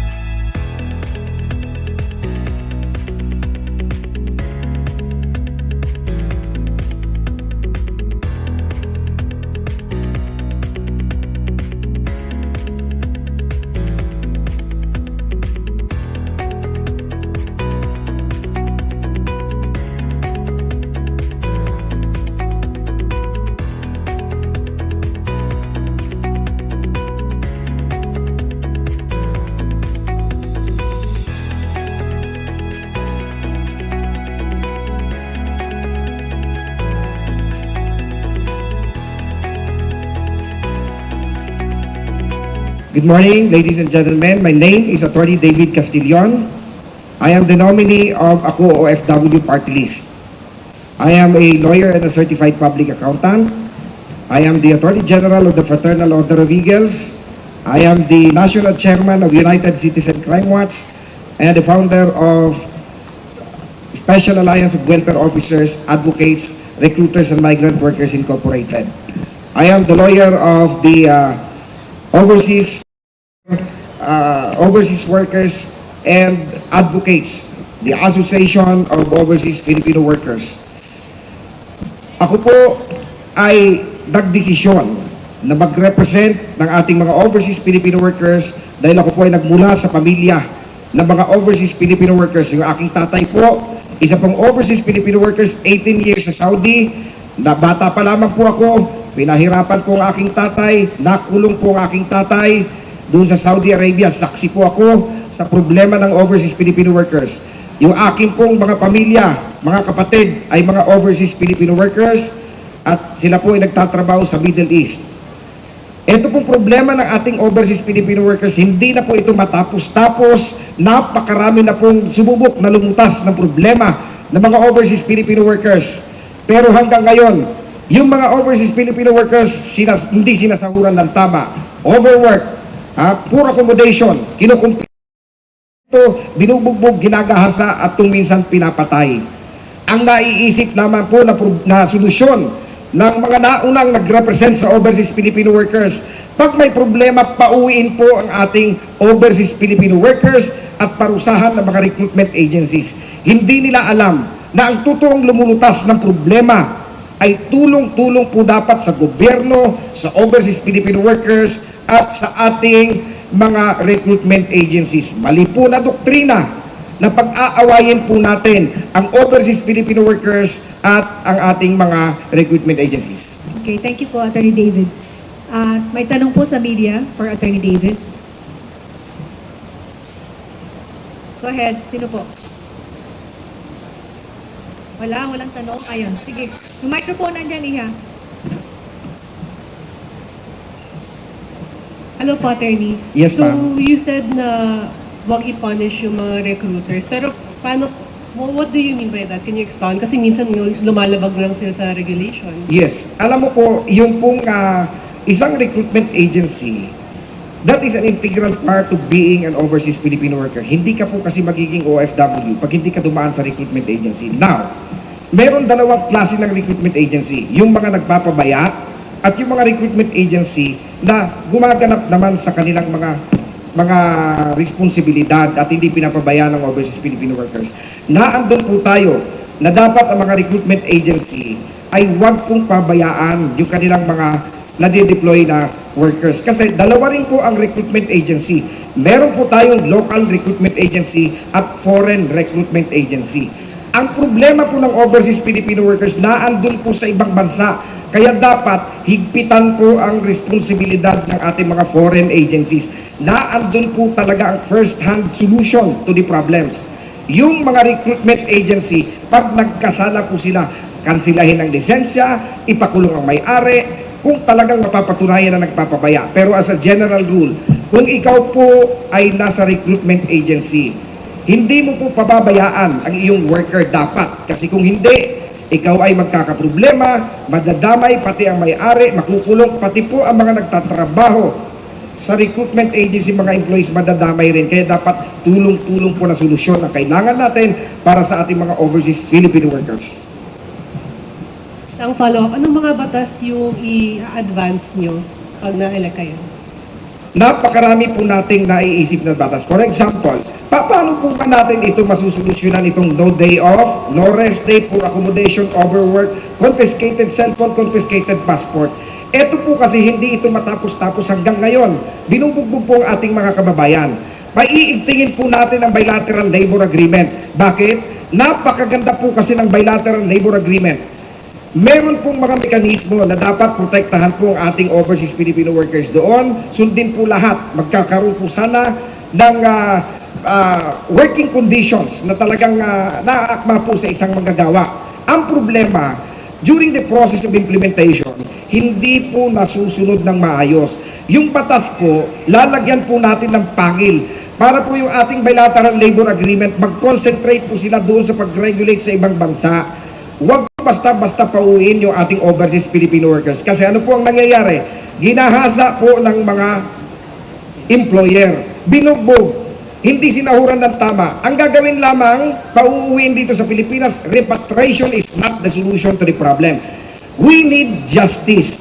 Kung may nambugbog doon sa ibang bansa, kung meron nang gahasa, by all means, dapat may batas po tayo na huwag basta-basta pauwiin yung ating mga overseas Filipino workers hanggat hindi nakakamit yung kanilang hustisya na hinihiling. Dapat makulong po yung nambugbog. Pero dapat sapat din po ang suporta ng ating gobyerno. Ayusin po ang shelter doon kasi ang dahilan minsan, sabi ng ating mga OFW, hindi kami lalaban dito, hindi na kami magtutuloy sa pagsasampa ng kaso kasi ang sama po ng kalagayan ng ating shelter. Ako po nagbundar ng problema ng mga shelter sa ating mga iba't ibang bansa. At siyempre dapat yung financial assistance na ibibigay habang gumugulong ang kaso doon sa ibang bansa, dapat ang OFW nakakatanggap. Bukod po doon sa ibinibigay ng recruitment agency na subsistence allowance, may suporta din dapat ang gobyerno natin dito sa pamilya para po ang isang OFW, hindi po siya magdadalawang isip na ipaglaban ng kanyang karapatan at makuha ang hustisya kasi sapat po ang batas, sapat po ang ibinibigay na suporta sa ating mga overseas Filipino workers para maparusahan yung ating mga nagkasalang amo at hindi na nila ulitin yung mga ginagawa nila kasi kapag meron pong nabibitay doon, kapag meron pong napaparusahan, yan po ay magbibigay ng udyat sa kanila. That will be a deterrent to the wrongdoings of our erring employers. Okay. Magandang tanghali po. Michael Rogas po from Radyo Pilipinas. Sir, meron po ba kayong datos kung ilan ang mga nag-ooperate niya ng mga illegal recruitment? Alam mo sir, ang mga illegal recruitment, we call it illegal recruiters in general. Kasi alam mo, ang illegal recruiters, the fact na wala kang lisensya, illegal recruiter ka. And not because you have a license, ay illegal ka. Kasi minsan, legal po may lisensya, pero ang ginagawa naman, prohibited activities, illegal activities. Plus, meron din pong tao lang na illegal recruiter. Ito yung mga walang lisensya, hindi naman nakapagtrabaho sa recruitment agency, wala silang confirmed appointment sa DMW, and yet, nagre-recruit po sila. What's the reason for this? Yung data natin, diyan sir, sa DMW dapat yan nakikita, or even yung mga napaparusa. Kasi siyempre by jurisdiction, kung sino lang po ang mga nakarehistro kasi sa DMW na mayroong confirmed appointment, sila po ang tinatawag na legal recruiters. At take note, ang pagiging legal po is dalawa pong step yan. Number one, you must work with a recruitment agency na meron po siyang valid license. That's one. And number two, kahit meron ka pong valid license ang agency mo, you have to secure an authority to recruit. Yung mga tao po, dapat meron din po silang authority na mag-recruit. Pero ang mga illegal recruiters, naglipa na po yan. And I'm sure that the DMW, meron naman pong sapat na batas para habulin po itong mga illegal recruiters. Yung ating mga kapulisan, NBI, and even in the airport, yung immigration natin at ang NBI sa airport, pag nahuli naman po na merong illegal recruitment activities, yan naman po ay pwedeng isumbong, pwedeng ulihin. Sir, ano po yung pagkakaiba ng grupo ho ninyo sa ibang mga party list organization na nais din mag-apply ngayon for party list na same group ng mga OFW? Ang pagkakaiba po namin, hindi po kami nangangako. Kasi naniniwala po ako na ang solusyon sa problema ng mga overseas Filipino workers na andun sa kanila. Kasi nung nakaraan, ang daming ipinangakong mga plataforma, kung ano mga project na gagawin sa ating overseas Filipino workers, pero hindi naman po natupad. Ang alam ko nga, wala nga po atang nagawang batas for 3 years eh. So ngayon, ipapakita po natin na ito po ang totoong boses ng OFW. Bakit? Na andito po sa aming grupo, yung pinagsama-samang mga grupo ng mga overseas Filipino workers, OFW advocates, naandito po sa atin ang mga recruitment agencies at naandito rin po sa atin ang mga welfare officers dahil alam po natin, lahat po ito dapat magsama-sama dahil sila po, iisa lamang po ang kanilang hangarin for the benefit, welfare, well-being and interest of the overseas Filipino workers. Okay, thank you po. Sir, time is up na po. Thank you. Attorney David. Attorney David. Picture, picture.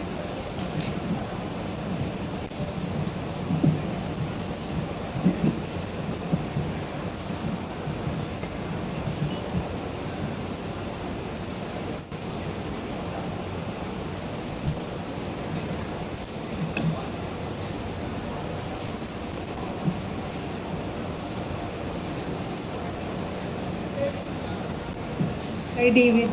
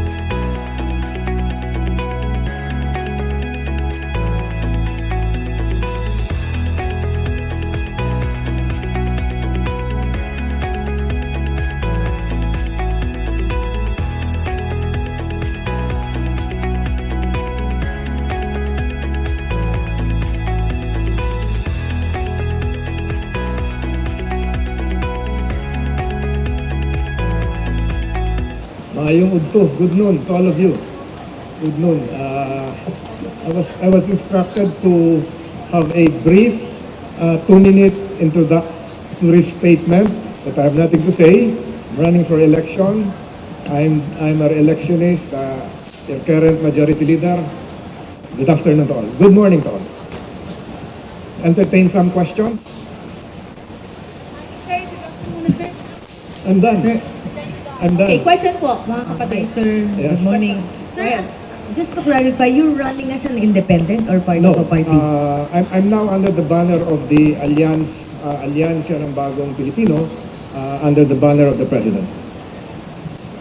So sir, if just for clarification, kasi walang na-i-file na coalition documents sa COMELEC.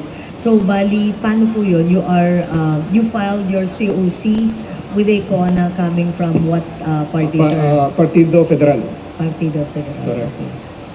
So how do we expect your would-be role after the 2025 when you win your second term? Most probably we'll try to harness the gains of the current administration relative to economic recovery and some focus on foreign relations and defense matters as well. So it's more of continuing what I've been doing right now, as well as helping the current administration achieve its aims, uplifting the lives of the soon to emerge 14% new middle class in addition to the existing middle class that we have now.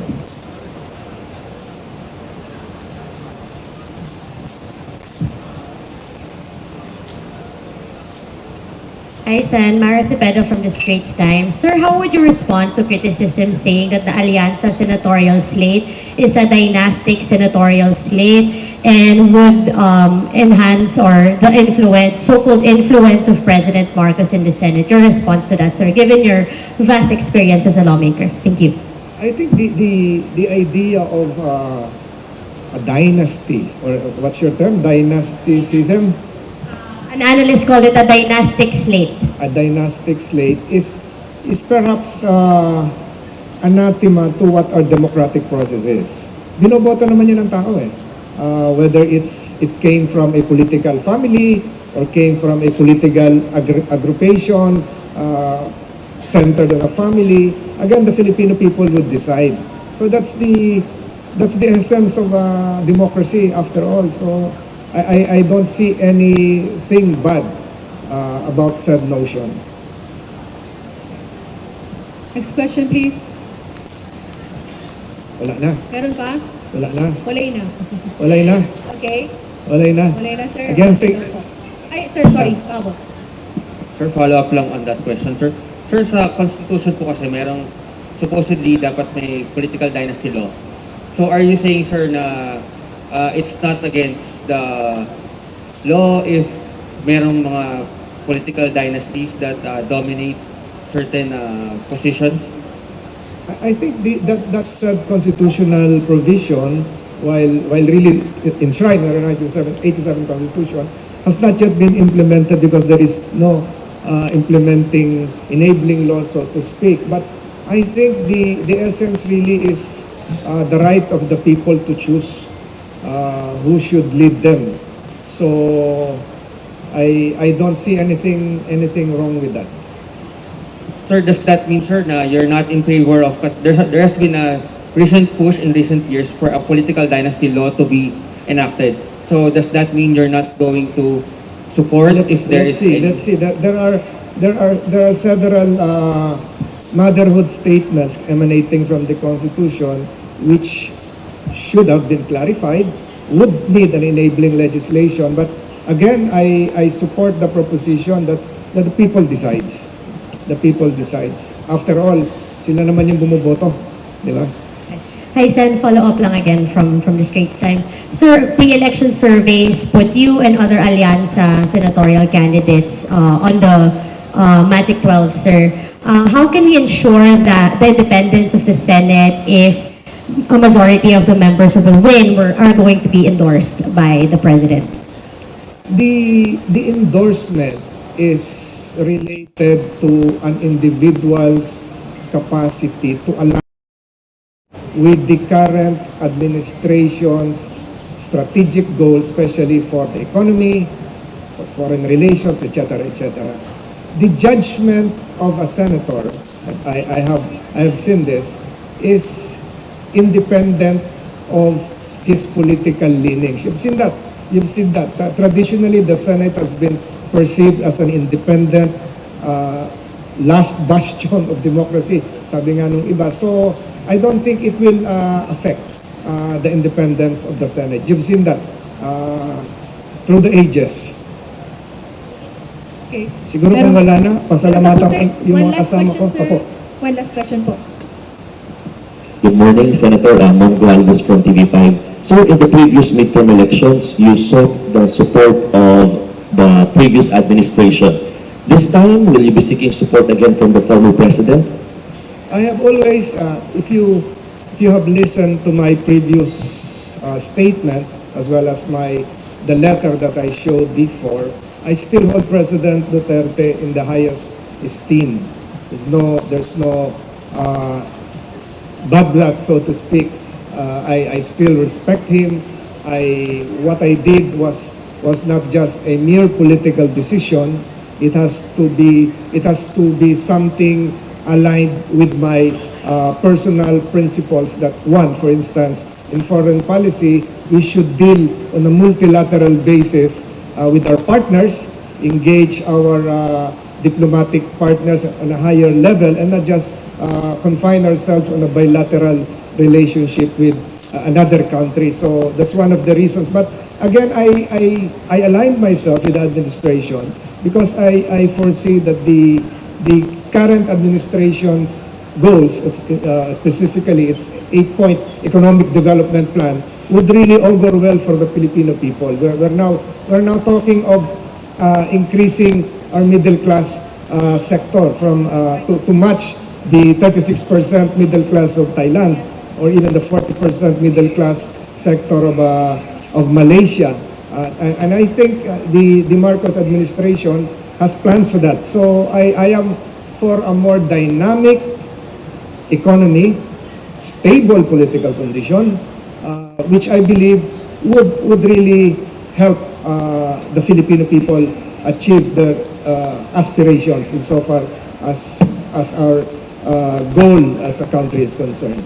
Okay, thank you very much. Maraming salamat. Batiin ko lang po yung mga sumama sa akin. Kasama ko po si Cavite Governor John De Cremulya. Kasama ko po siya. Kasama ko po si Caloocan City Mayor Oscar Malapitan, both re-electionist. My brother, likewise, also a re-electionist, my son, and other officials from the great province of Cavite waiting outside. So thank you for your questions, and may God bless the Philippines.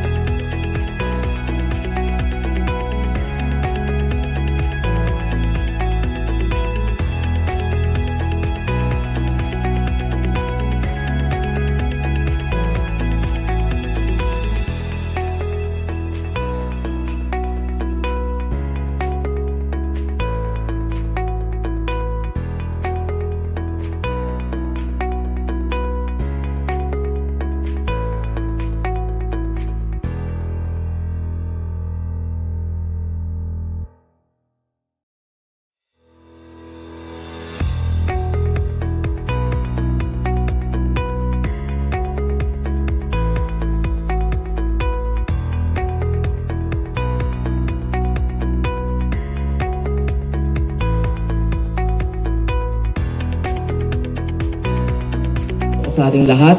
Ako po si Norris John Okamoto from Nueva Vizcaya.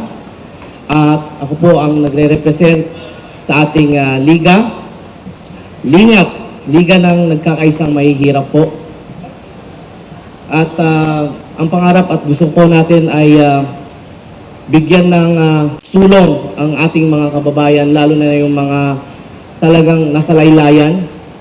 And my dream and ang aking adhikain ay tulungan po ang ating mga kababayan dahil iba po ang mga buhay po.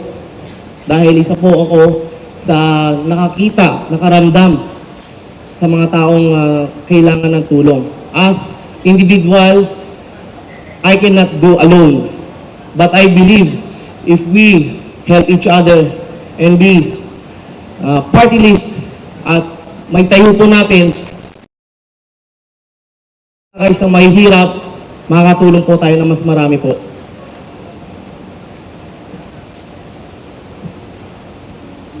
At sa pagkakataon na ito, and I will stand sa ating mga taong alam po natin na kailangan ng tulong. I will be their voice and I will not give up hanggang may bigay na tulong para sa ating kababayan. And that is only one thing, my dream. And I'm very, very blessed na nandito po sa inyong harapan, sa lahat ng mga nanonood. Maraming salamat, and of course to all our member, officers and leaders sa buong Pilipinas, lalo na sa ating lingap. And Thank you po. Sir Kamoto, thank you. Question from the media, please. Sir, good morning. Good morning po. I've seen, sir, tama po ba kayo yung may 300,000 followers sa YouTube? Yes po, sir. Sir, how do you plan to campaign in the 2025 elections? Do you plan to use your social media clout? What's your strategy, sir? For me, I will use all our advocacy, our platform. Yung inumpisahan ko po ay magpagtulong po talaga ang ating content. So I will not stop, and ipagpapatuloy po natin lahat ng ating mga kaya through social media. Everything na alam po natin na tama at ikakaganda po, gawin po natin po. Is there any specific legislation that you are most passionate about na kaya nyo gustong maging senador ay yun yung gusto nyong specifically ipasa o ipaglabang panukalang batas? Simple lang po for me, sir. Thank you for the wonderful question. Una po sa lahat, gusto ko pong ipaglaban po yung justice system ng mga mahihirap. Kasi first of all, minsan nakikita ko rin po talaga sa karamihan po, kung sino po yung may kaya at may pera po. Sila lang po talaga yung, alam nyo po, yung puso ko po talaga medyo, sila yung may chance at may karapatan na i-accommodate. Sa totoo po, pag wala po talaga tayong pera po, real talk po, sir, hindi po nila kaya. Hindi talaga nila, hindi po mabubuhay. I mean, so, as true lingap, we will help our people, lalo na po yung hirap sa buhay po talaga. So, yun po yung system na gusto ko po sana po. Yung system, Sir, sorry, yung lingap, is that a group, party list, ano ba siya? Party list, sir. Running for senator? Congressman. You're running for a party Yes, list. Okay. So yung lingap yung party list group. Yes po, sir. And kayo, sir, yung first nominee. Yes, sir. Okay, sir. Hi, sir. Good afternoon. Good afternoon. So yung nakita namin sa YouTube niyo, sir, motovlogger po kayo. Yes, sir. May pagtulungan kayo sa One Rider Party List at isulong yung mga karapatan sa mga motorcycle rider. For me po, as long as na mabuti po yung hangad and plano and advocacy ng bawat isa, I will help and support them. Sir, magandang tanghali. Magandang tanghali, sir. Opo, sir, ano po masasabi niyo doon sa parang mas dumadaming mga bilang ng mga motorcycle riders po dito sa ating bansa. Sa tingin niyo po ba nakakadagdag lang sila ng traffic po dito po sa mga maliliit na mga kalye po ng Metro Manila? For me as motovlogger and bilang enthusiast sa motorcycles po, itataas ko po at I'm proud sa mga nagmomotorista because nakakapagbigay po sila ng tulong sa ating kababayan. Like Grab, nakapagbigay opportunity. Kung sa traffic naman po, well, hindi po natin mapipigilan yung dami ng mga tao sa ating bansa. Alam niyo po yun, for me, nakapag-inspire po sila. So, dahil sa pandemic, mas talagang dumami po tayo and actually they are also heroes for our country. Sila po yung nagiging frontliner. Pumapasa, nagde-deliver, naghahatid. So, for me, I will support and I love our all riders in the Philippines po. Mayroon pa pong katanungan? Wala na, okay. Maraming salamat, sir. God bless po. Thank you very much Sir, to picture everyone. po tayo.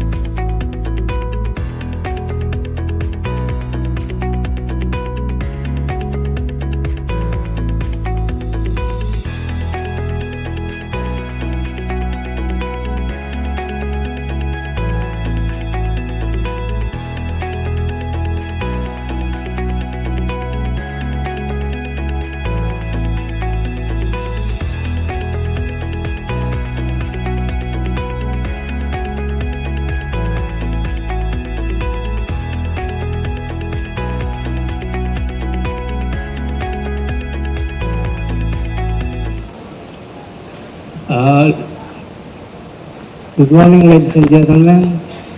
It's a great pleasure for me to accept your invitation. Words aren't enough to express my satisfaction from the bottom of my heart. Please accept my undying gratitude.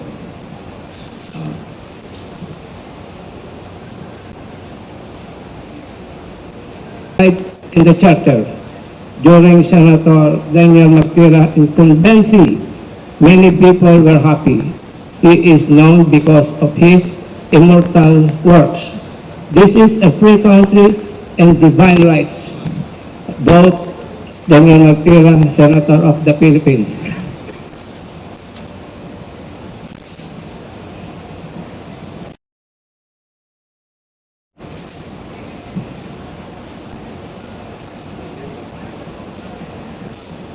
Ay ako, tatakbong senador, dahil po marami ng accountability o yung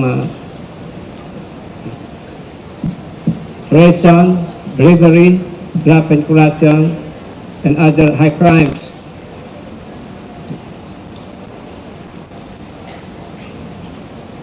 At sana ang mga botante ay magkaroon ng pag-iisip sa pagboto Sir, time is up po for 2 minutes. Tatanong na po yung media sa inyo, no? Sino pong magtatanong from the media? Sir, magandang umaga po. Sir, dito. Sir, for the record, sir, pang ilang file na po natin ng COC, sir? Maraming beses na po ako nag-file ng COC, kaya lang laging nadi-disqualify. Pero ako nagtungo na sa IBP office kay Attorney Marcy at siya raw ang magtatanggol sa akin sa ikalawang linggo ng Nobyembre pag ako ay kanyang disqualified. Hindi pa tayo sigurado kung madi-disqualified ka eh. Sir, confident po ba kayo, sir? This time, lulusot po tayo? Ano po mai-offer po natin na bago sa COMELEC na sa tingin po natin it will qualify us para maging kandidato? Seeing as a progress as a country to the direction, Senator Daniel Magtira, Torres 83, Laurel 78, lang po at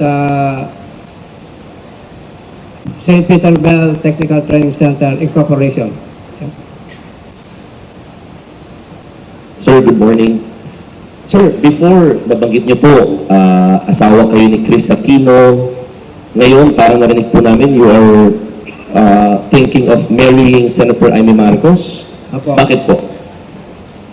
Kasi si Chris Aquino lagi siyang wala, nasa nasa ibang planeta, di ba? Nasa ang planeta siya eh. Kaya pakakasalan ko na lang si Amy Marcos. Okay na. Another question po.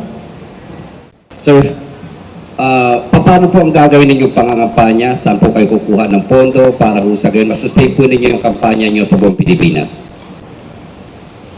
Paasikaso ko sa aking attorney yung transitory provision, Article 18, Section 17 na nakakalagang 204,000 pesos. Saan po manggagaling yun? Si attorney na ang bahala doon. Siyang pinaano ko nga sa kanila na pinareview ko pa, reviewin nyo nga ito yung nasabing konstitusyon. Kailan po kayo, although ang simula po ng kampanya ay next year pa, kayo, ano po ang inyong mga nakahanda na mga gagawin mula ngayong araw na ito pagkatapos ng inyong kampanya, ng inyong filing at yung bago po isagawa ang pangangampanya? Yun nga po, let us implement the promise of salary increase. At isa rin sa plataforma di gobyerno ko ang magpirma sa recording contract. I need you in my life. Life is meaningless without you. I will love you until death. I will always love you. My love is pure. I'm happy being with you forever.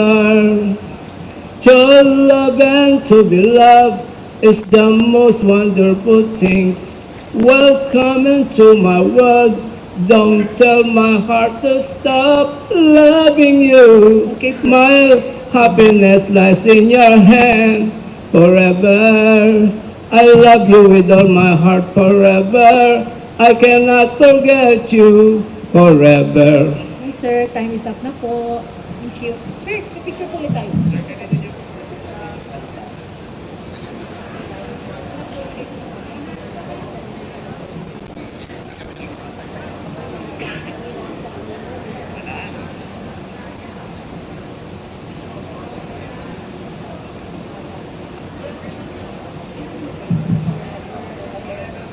Okay, thank you po, Mr. Magtira. Sir.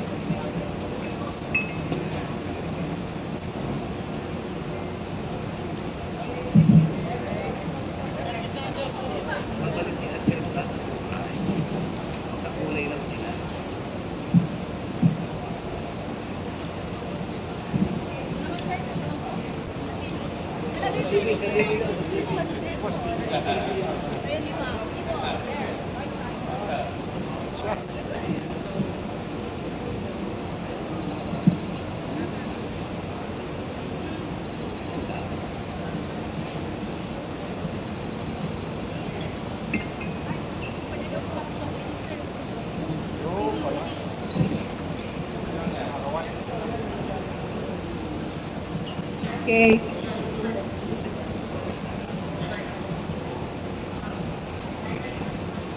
Okay, thank you po. Sige, sino?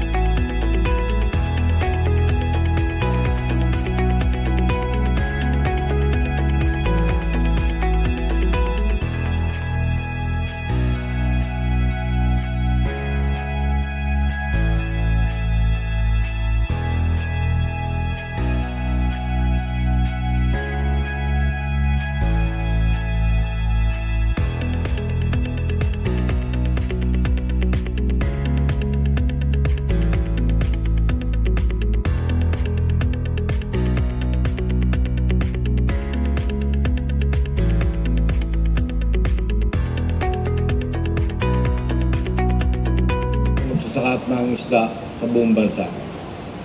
Pagkat alam naman po natin na marami po ang nahihirapan sa ating mga magsasakat ng isda. Kaya po hanggang sa ngayon, marami pa rin ang kakulangang pagkain at ang ating pong mga pamilyang Pilipino ay nagsasaper sa kamahalan po ng bilihin. Ang ating pong ipagpapatuloy ay may taas po natin ang pondo o budget para po sa Department of Agriculture sapagkat mismo ang ating pong Pangulo nagsabi sa loob po ng tatlong dekada ay napabayaan ang ating sektor ng agrikultura para maibigay po ang mga dapat na pangangailangan para mabilis na umunlad po ang ating sektor ng agrikultura. Salamat po. Sir, wait. Tanong po sa media. Meron? Meron po magtatanong? Robert? Hi sir, good morning po. Robert from Teleradio Servicio. Sir, sa dami ng problema natin sa agriculture, problema ng mga magsasaka, problema ng mangingisda, yung ASF natin na hindi pa natatapos, sa pagpwesto po ninyo ulit, paghingi ng boto ng mga Pilipino, ano yung unang dapat agapan natin pagdating sa sektor ng agriculture ngayon? Nabigyan focus talaga. Una, sinabi ko yung pondo. Pangalawa, yung protection para sa ating magsasaka. At ako'y natutuwa nung last week, Thursday, napirmahan na ating mahal na Pangulo yung napakatagal naming gustong may pasang batas. At ito yung Anti-Agricultural Economic Sabotage Act. Kung saan dati yung Anti-Agricultural Smuggling Act ay nirepeal namin at pinalitan itong Anti-Agricultural Economic Sabotage Act at hindi na magpapatakbo ng batas ay ang custom, ang magpapatakbo na ay Office of the President. Meron doong National Council na ang chairman ay ang mismong presidente. Kasama yung agriculture sector na may 7 sektor na kasama bilang sa advisory board. May enforcement group, hindi kasama custom, NBI, police, PNP, at Coast Guard. Meron po special team of prosecutor para siyang mag-asikaso para mabilis po na ma-file ang kaso at masubaybayan ng special team of prosecutor.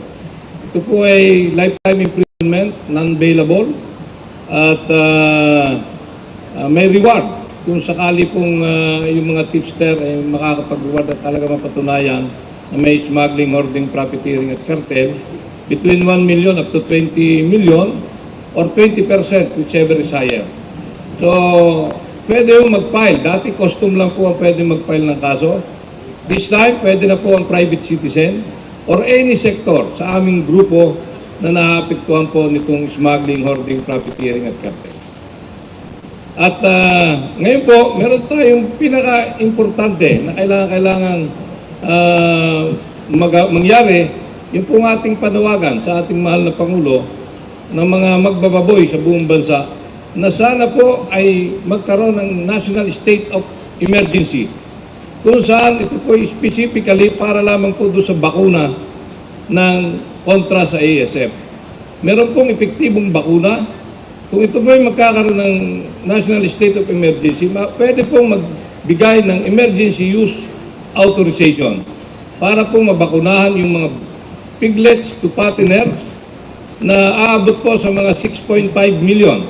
Kaagad po yun, ay pag nabakunahan, may lilibre na po natin. Ibig sabihin, hindi na po tatamaan ng ESF, pakikinabangan po ng sambayang Pilipino, at ay makakadagdag po sa ating pagkain. Kung patuloy pong tatamaan, patuloy pong mauubos at mababawasan. So, kasama po nito, yung sa state of emergency or calamity, yung pong calamity fund ng national government at local government ay magagamit para po maitulong sa pagbili ng bakuna para po sa backyard racers. Hindi po kaya ng backyard racers ang bakuna na silang bumili sa tingin po namin. Kaya kasabay po nito, pag nagkaroon ng national state of emergency or calamity, matutulungan po at mababakunahan din ang alaga ng mga backyard racers. Kung hindi po ito gagawin, aabutin po ng 2 taon doon sa kanilang sinasabing controlled vaccination na hindi na po karapat-dapat sapagkat napakarami po. Sa loob po ng 2 buwan, dito po sa lalawigan namin sa Batangas, nawalan po ng mga 400,000 na baboy. Nawala ng 4 billion ang mga magbababoy sa lalawigan ng Batangas. Yung pong buong Calabarzon, tinamaan. So, ibig sabihin, napakalaki po ng nawawalang baboy dahil dito sa ASF. At ito po yung nagsusolusyonan lamang ng National State of Emergency para kaagad magkaroon ng Emergency Use Authorization ng bakuna at magkaroon ng mass vaccination doon po sa piglets to patiners. Okay po, thank you. Ay, ito po. Sir, may katanungan pa dito. Okay. Good afternoon. Ilan ang nominee nyo ngayon sa AGA Party List at sino-sino ito mga ito? Ang ating nominee, bali dati 5, ngayon ginawa 10. So, actually dapat kami yung pinakamaaga at nangunguna sana every time magkaroon. Aga pinanindigan namin. Medyo na kami doon sa 10 nominees. Pero ito, ang kasama natin, ito si Nonong Tambago, Presidente ng Pork Producers Federation of the Philippines. Pare, pakitayo. Ayan. Ito naman si Michael Escano, ang aming Batangas Egg Producers Cooperative President. Ayan. Si Leo Manalo, ayan, sa mga magsasaka dito rin sa lalawigan ng Batangas. At ito ay kasama rin nating pinaglalaban, ikangay kaagapay din po kami ng mga gwardiya. Dahil ang aming pong hanap buhay, meron po kami agency na ang alam namin kung ano po ang nangyayari para sa ating mga kasamang mga gwardiya.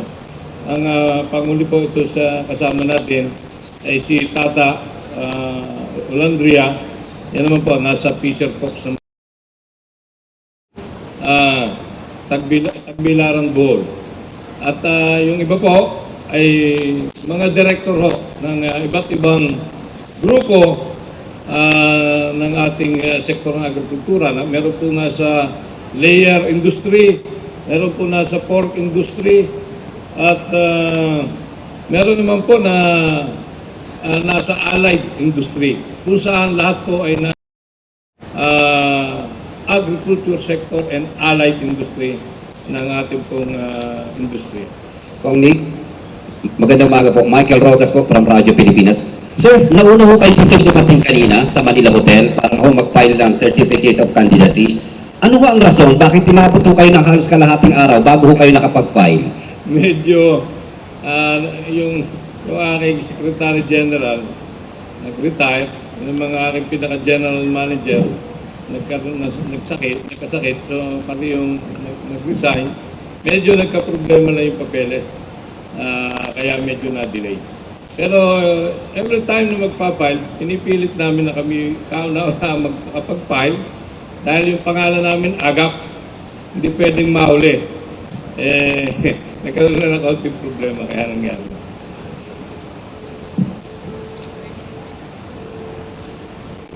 Okay na po, wala nang pagtanong.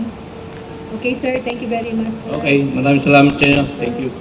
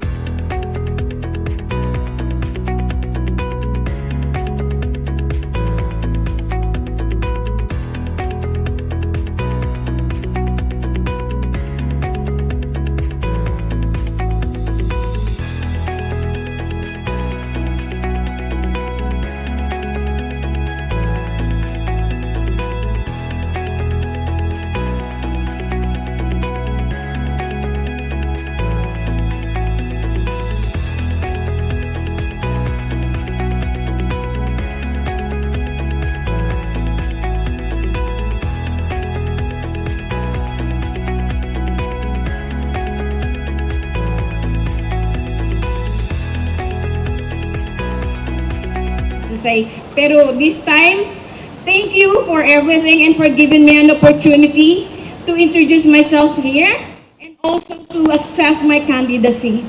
Maraming salamat po. And my name is Happy Lubarbio po pala.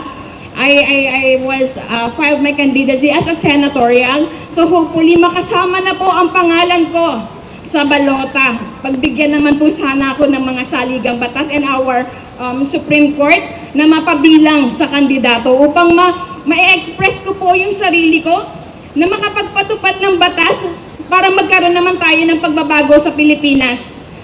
As far as I know, senatorial is one or two or more groups of political who makes law, which is we call as saligang batas. Tayo po ang mga magpapatupad ng batas for a changes, and we have to make our Philippines more restricted. We have to make parang tayo po mismo yung gagawa ng batas, pero we need to follow muna in our own way. Tayo po muna ang unang susunod sa batas na ginagawa po natin. Pero sa ngayon po kasi marami po akong nakikitang medyo, ayoko po sanang yung mga nakikita ko ngayon, pero marami pong mali na gusto ko po nga parang itama. Baka po kasi meron akong parang, I have some idea, some thoughts, and some knowledge that I could share. Parang I just wanted to show my ability na kaya ko rin pala, kahit independente lang po ako.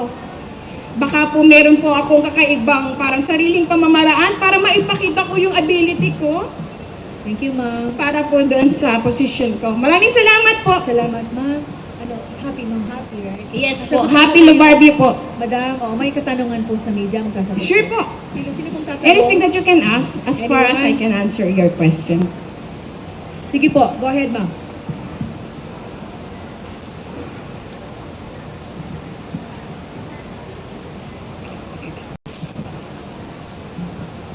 Good afternoon po. Pang ilang beses niyo na po tumakbo? Pangalawa po. Pangalawa, yes po. Ano po mga batas ang gusto niyo ipasa kung manalo kayo? Actually, all the laws naman na parang naipasa na siya ng biometrics last 2016 and 2020. Parang when it started it, nung under Noynoy Aquino. Actually, I am the private individual behind corporates and governance. But kaya lang po kasi, medyo masaklap po sa kalooban ko, ako mismo yung biometrics. Pero hindi po ako nagawang ipakilala. Kaya masama po ang loob ko. It's been so long. 10 years ago na po when nag-trending po sa internet, 2014. Sorry, biometrics? Yes po. The origin of biometrics and all the senatorials actually known about it. The private individual behind corporates and governance. Meron po pong magtatanong. Sure Robert, meron po po, ma'am. Hi ma'am. Nung po nag-file kayo noong 2022, sinabi niyo na kayo ay presidente ng isang kumpanya, Biometrics and Bio Company. Kumusta Yes, po yung company ninyo ngayon? Actually po, hindi po kasi ako ang nagpapatakbo niyan. Kasi nga po, meron po akong na-encounter na kakaiba, which is I raised everything to our president before, which is under Noynoy Aquino administration and its corporates po. They revised everything para po ito ay maimbestigahan at maging legal po ang proseso at tamang pamamalakad po. Kasi mahirap lang po ako pero I raise everything with them. Nagtiwala po kasi ako na akala ko po kasi na kapag pinagkatiwala mo at sila yung nakaposisyon, magagawa po nila lahat itama at malilinis po yung background ko. Kasi ano po ako parang non-experienced but showing professionalism on this kind of position po. Okay, meron pa po ang tatanong. Sure po. Meron pa po? Wala na? Wala na, ma'am. Happy? Wala na po. Thank you, ma'am. Thank you po for giving me an opportunity.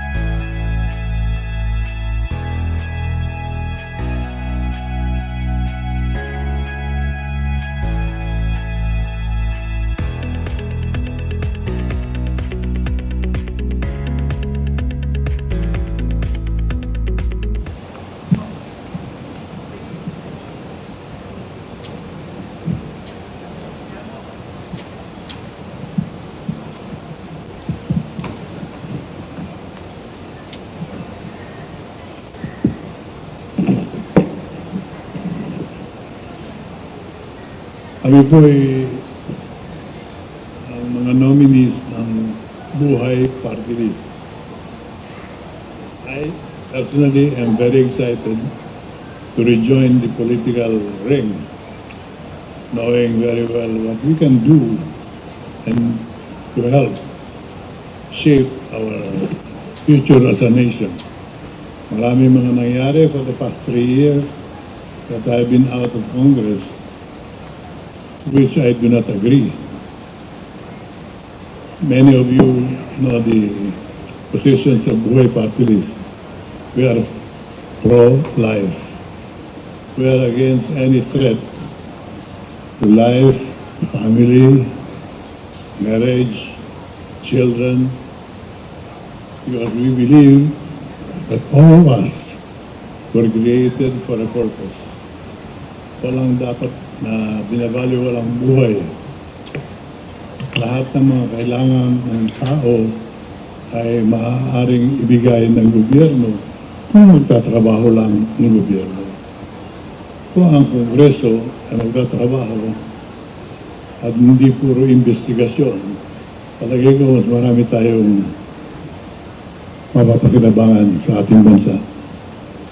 Ang Pilipinas ay punong-puno ng natural wealth, but we don't seem to even be talking about it.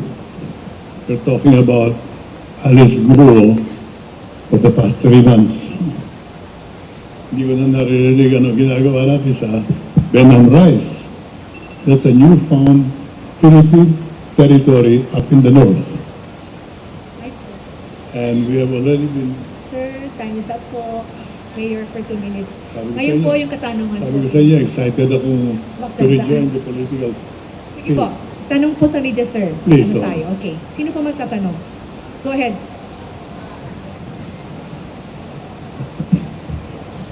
Hi, Sir. Mary Cepeda from the Straits Times. Sir, Buhay Party List lost a seat in the House for the first time in 2022 since your founding.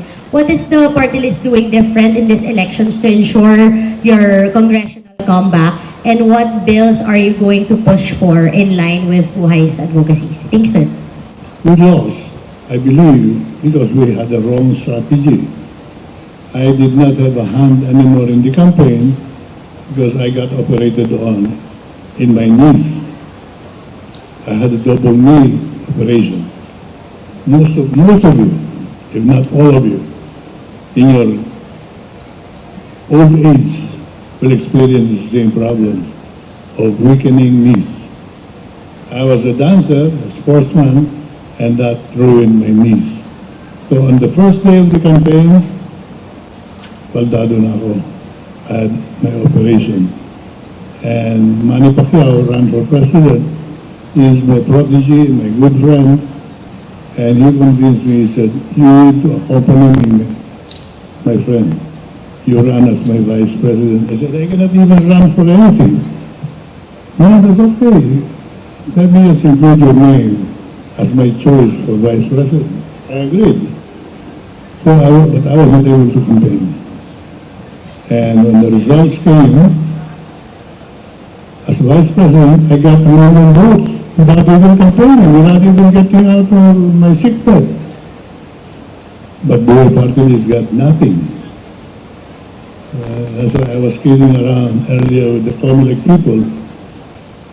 There are funny things happening in the Comelec.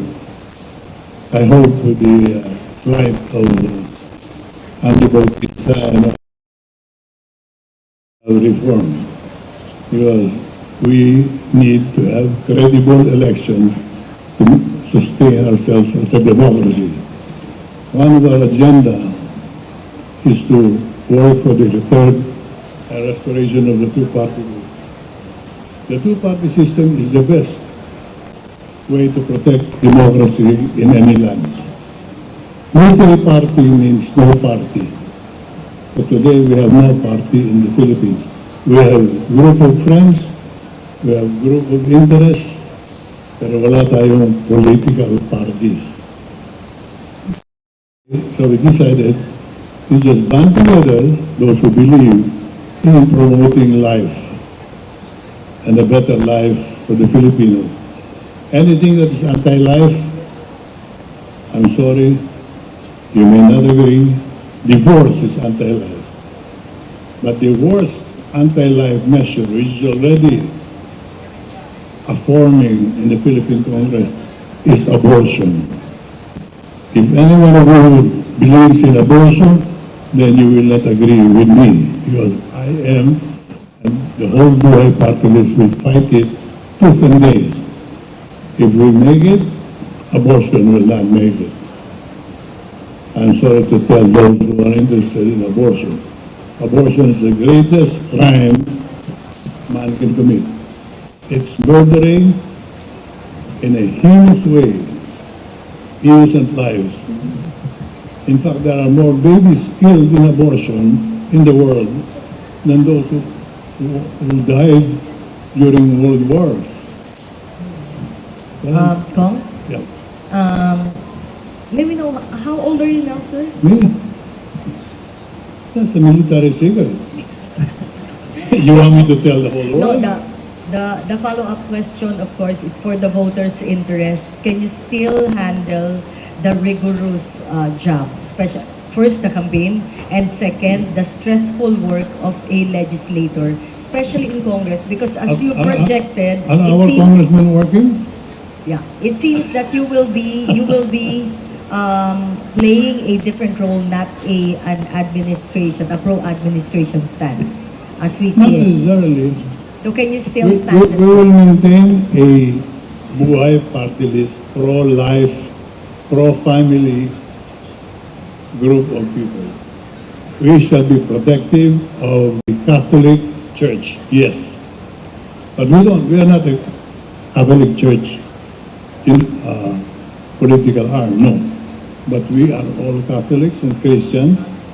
We are Muslim members who believe in God. We are against a godless society. Yes. If you ask me, do I have the energy to continue the struggle? I'll answer you. Every time I see a beautiful woman, I still appreciate beauty. Every time I see an anti-life measure, all my nerves get activated for action. Kaya wala kayong alalahanin. I am ready to do battle with anyone in our political field. Okay. May question po.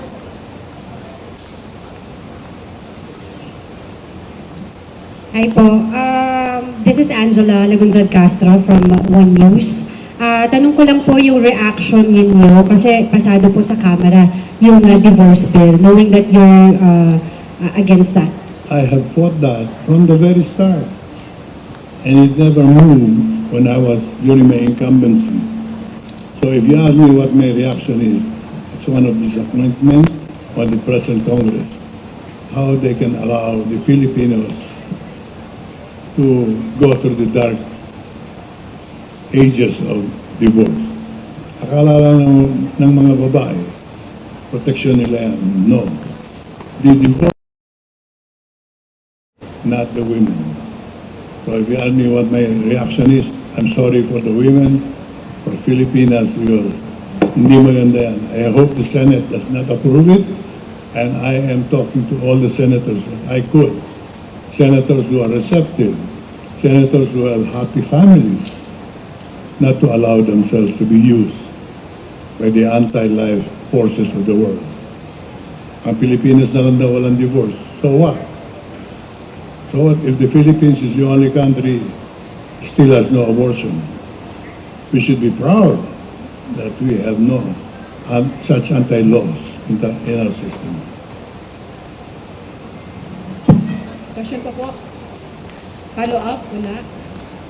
Okay na. Sir, thank you Thank you very much, and I wish you all, we wish you all a good day, and let's all prepare for a very active campaign. Thank you Thank po. you. Dito na, excuse me, sir, Mayor. Photo op ulit. Pictures para din sa camera, please.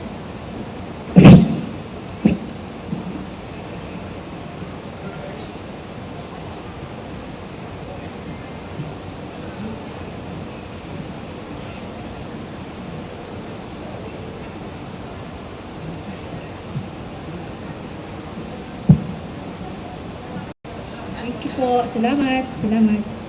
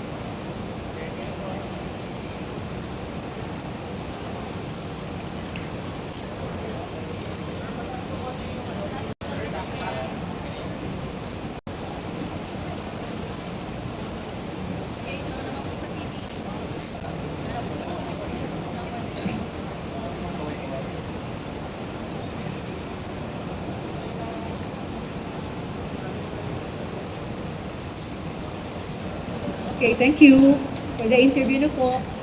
Sige po.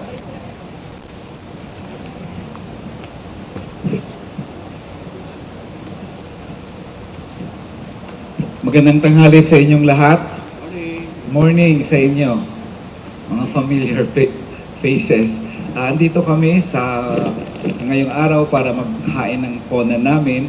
Ako po si Nery Colmenares, ang first nominee. Ang second nominee ay si dating Congressman Carlos Zarate. Ang third nominee namin ay si dating Congressman Ferdy Gaite. Kami ang mga first three nominees ng Bayan Muna sa 2025 elections. Ang issue na dadalhin ng Bayan Muna sa eleksyong ito, una ay ang pagpababa ng presyo.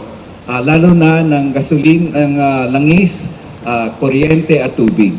Ang aming panukala ay dapat hanapan ng paraan ng gobyerno gawin niya na bumaba ang presyo ng mga bilihin. Ang isa dyan na sinasabi ng Bayan Muna, tanggalin na kaya ang VAT sa kuryente, tubig at langis.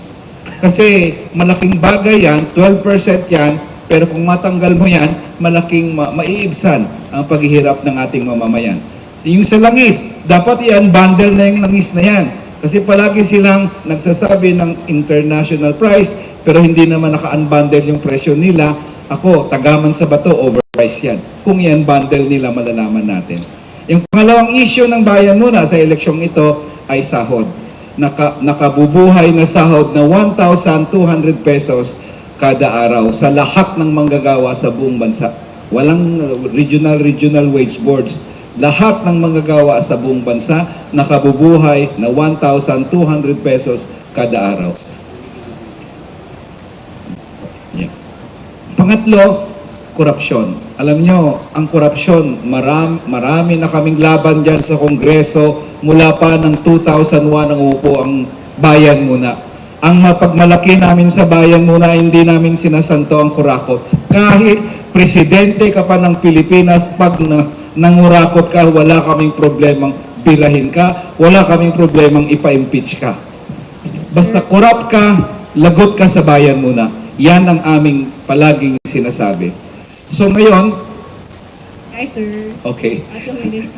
Okay, time's up na pala. Sir, yeah. Nasanay ako sa privilege speech. Okay. Sige po, tanong na po para sa galing sa media. Okay, Nico? Magandang umaga po, Nico Bagsik po of Teleradyo Servicio. for nung nakaraang alalan po, kayo po ay hindi nanalo ng seat po, first time in 20 years. Ano po yung gagawin niyo pong strategy ngayon sa pangangampanya para po kayo po ay mahalal po ulit? Thank you. Alam nyo, ang pagtingin naman namin, hindi issue ng strategy talaga namin yung nangyari doon. Kasi ang strategy ng bayan muna, consistent naman kami. Kami ang partido politikal na ang mga miyembro namin, ordinaryong masa. Pag pumunta ka sa convention namin, yun ang titinda ng sigarilyo, bandera, manggagawa, magsasaka. Yan talaga ang tingin namin, ang formula para maipanalo, madikit ka sa masa. Ang problema ng eleksyong yon, noong 2022, at syempre even before that, una muna, matinding atake sa amin ng Administrasyong Duterte. Ang tindi ng atake, maraming na red tag, maraming nakasuhan, maraming na mayroon pang ang EJK. Pangalawa, syempre, naglipa na ang mga dinastiya ng mga party list ng dynasties. Yan talaga, malaking problema yan sa mga party list na galing mismo sa mga ordinaryong mamamayan. Dahil dehado talaga kami kung kumalat ang mga dynasty party lists. And of course, may vote buying na nangyari nung nakalipas na halalan. Siyempre, hindi mo maalis sa amin dahil 1.2 million votes kami noong 2019. By noong 2022, abay 200,000 na lang. May party list bang natatanggalan ng 1 million votes? Parang hindi naman natakapaniwala yan. 3 ang kongresista namin noong 2019. Noong 2022, 0. Para napaka-imposible na. So talagang kami naniniwala na mayroong electronic fraud. Siyempre, ang problema doon sa Smartmatic, napaka-untransparent, wala ka talagang mahanap na ebidensya. Pero yun ang mga dahilan. So ngayon, ang strategy namin, doble lakas, doble tapang, doble sipag na kampanya ang bayan muna. Yan naman ang strategy namin noon, pero ngayon, higit pa na lakasan namin ang pagkampanya dahil napaka-importanteng halalan ang 2025 para sa amin. And I'm sure, kung magawa namin yung formula na yan, kasama pa rin namin ang taong bayan, magtatagumpay kami sa 2025. Okay. Meron po kong tanong. Sige, go ahead. Microphone, please.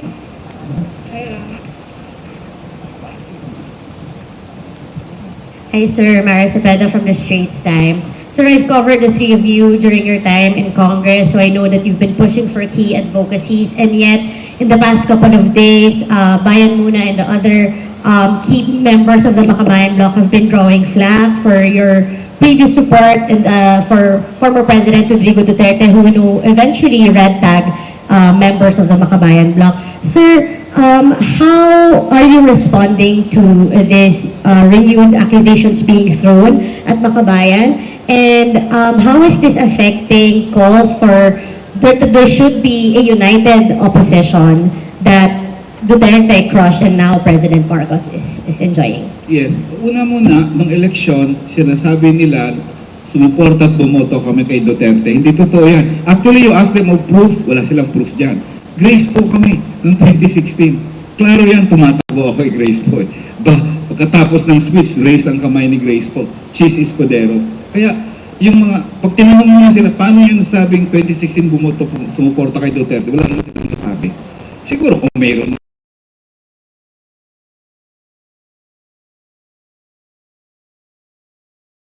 ibuboto na parang dynasties. Secondly,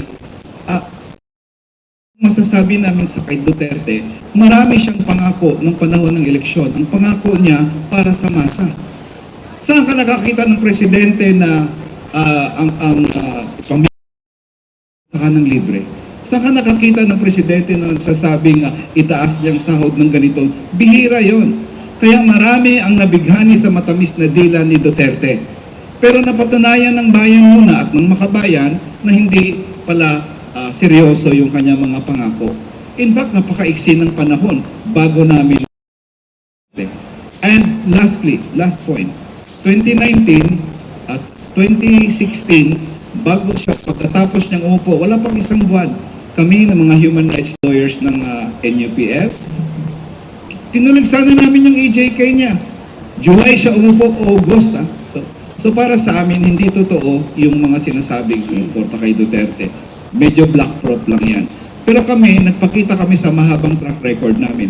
Minsan majority kami sa presidenteng yon. Minsan minority kami. Pero kahit majority kami dyan, independent kami sa Malacanang, never namin sinusurrender yan.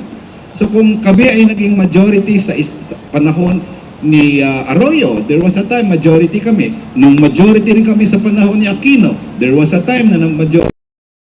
Pero nung si Arroyo, majority kami, Hello Garcia nagkaroon na ng NBNCTE, hiwalay kami kasi ganun ka-independent ang bayan muna. Si Aquino, ganun din. Nung siya, majority kami, pero nagmamasa pa nung massacre na, DAP na, pork barrel na, hiwalay kami. Ganun siguro ang track record na i-expect nyo sa amin. Whether we become majority or minority in the House of Representatives, we will always be independent. And we will never allow ourselves to be beholden to whoever sits in Malacanang. Kung Mary, follow up from me, the opposition remains to be fragmented under President Marcos, who will, bayan muna, if ever you win a seat in Congress, are you open to joining forces with other opposition groups who may not necessarily have the same ideology as you, but have identified themselves as opposition forces under President Marcos? Definite yun. Kami naman sa bayan muna, ang pagpalaganap, widen. Problema pag Bisaya ka eh. Ang palapad. Kami naman sa bayan muna, ang pagpalapad ng oposisyon, isa yan sa major na paniwala namin. So, kung mayroong mga common issues, lalo na sa issue ng korupsyon, lalo na sa issue ng presyo, lalo na sa human rights, lalo na sa issue ng sahod, wala kaming problema ang magkaisa sa sino mang mananalo na oposisyon sa House. At manalo man yan o matalo ang mga miyembro ng oposisyon, basta common ang issue namin sa mga issue ng taong bayan, walang problemang magkaisa dyan para i-ensure na mananalo ang oposisyon sa 2028. Okay. Hello. Hello po. Hello po, good morning po, Dwight De Leon from Rappler. Kanina you've mentioned the word impeachment, and yun nga, progressive groups or party lists under the Makabayan Coalition have been calling for Sara Duterte's impeachment, and you have sitting members in Congress. So I guess the burning question is, kailan na po ba talaga ninyo balak ihain talaga yung impeachment complaint? Because even in siguro yung chit-chat even in Congress is that they're waiting for Makabayan to file the impeachment complaint against the Vice President. Una muna, kami sa bayan muna, we will support any impeachment complaint. Pero prioridad para sa amin, mas importante na mag-file ng complaint ay ang mamamayan, yung mga people's organizations. Ang aming mga kongresista sa Makabayan will of course endorse it. Mas yun pa yun. Ang kongresista kasi nag-endorse siya ng complaint. But the complaint, better na mamamayan, ordinaryong mamamayan, mga people's organization, kasi ang perang nawaldas, pera nila mainly yan eh. Taxes yan mismo nila eh. So, mas maganda ang, kung baga may pagkakaisa ang mamamayan na gustong i-impeach si Sara Duterte at ang mga kongresista na mag-endorse ng impeachment ni Sara Duterte. Thank you po. Maraming salamat po. Thank you po.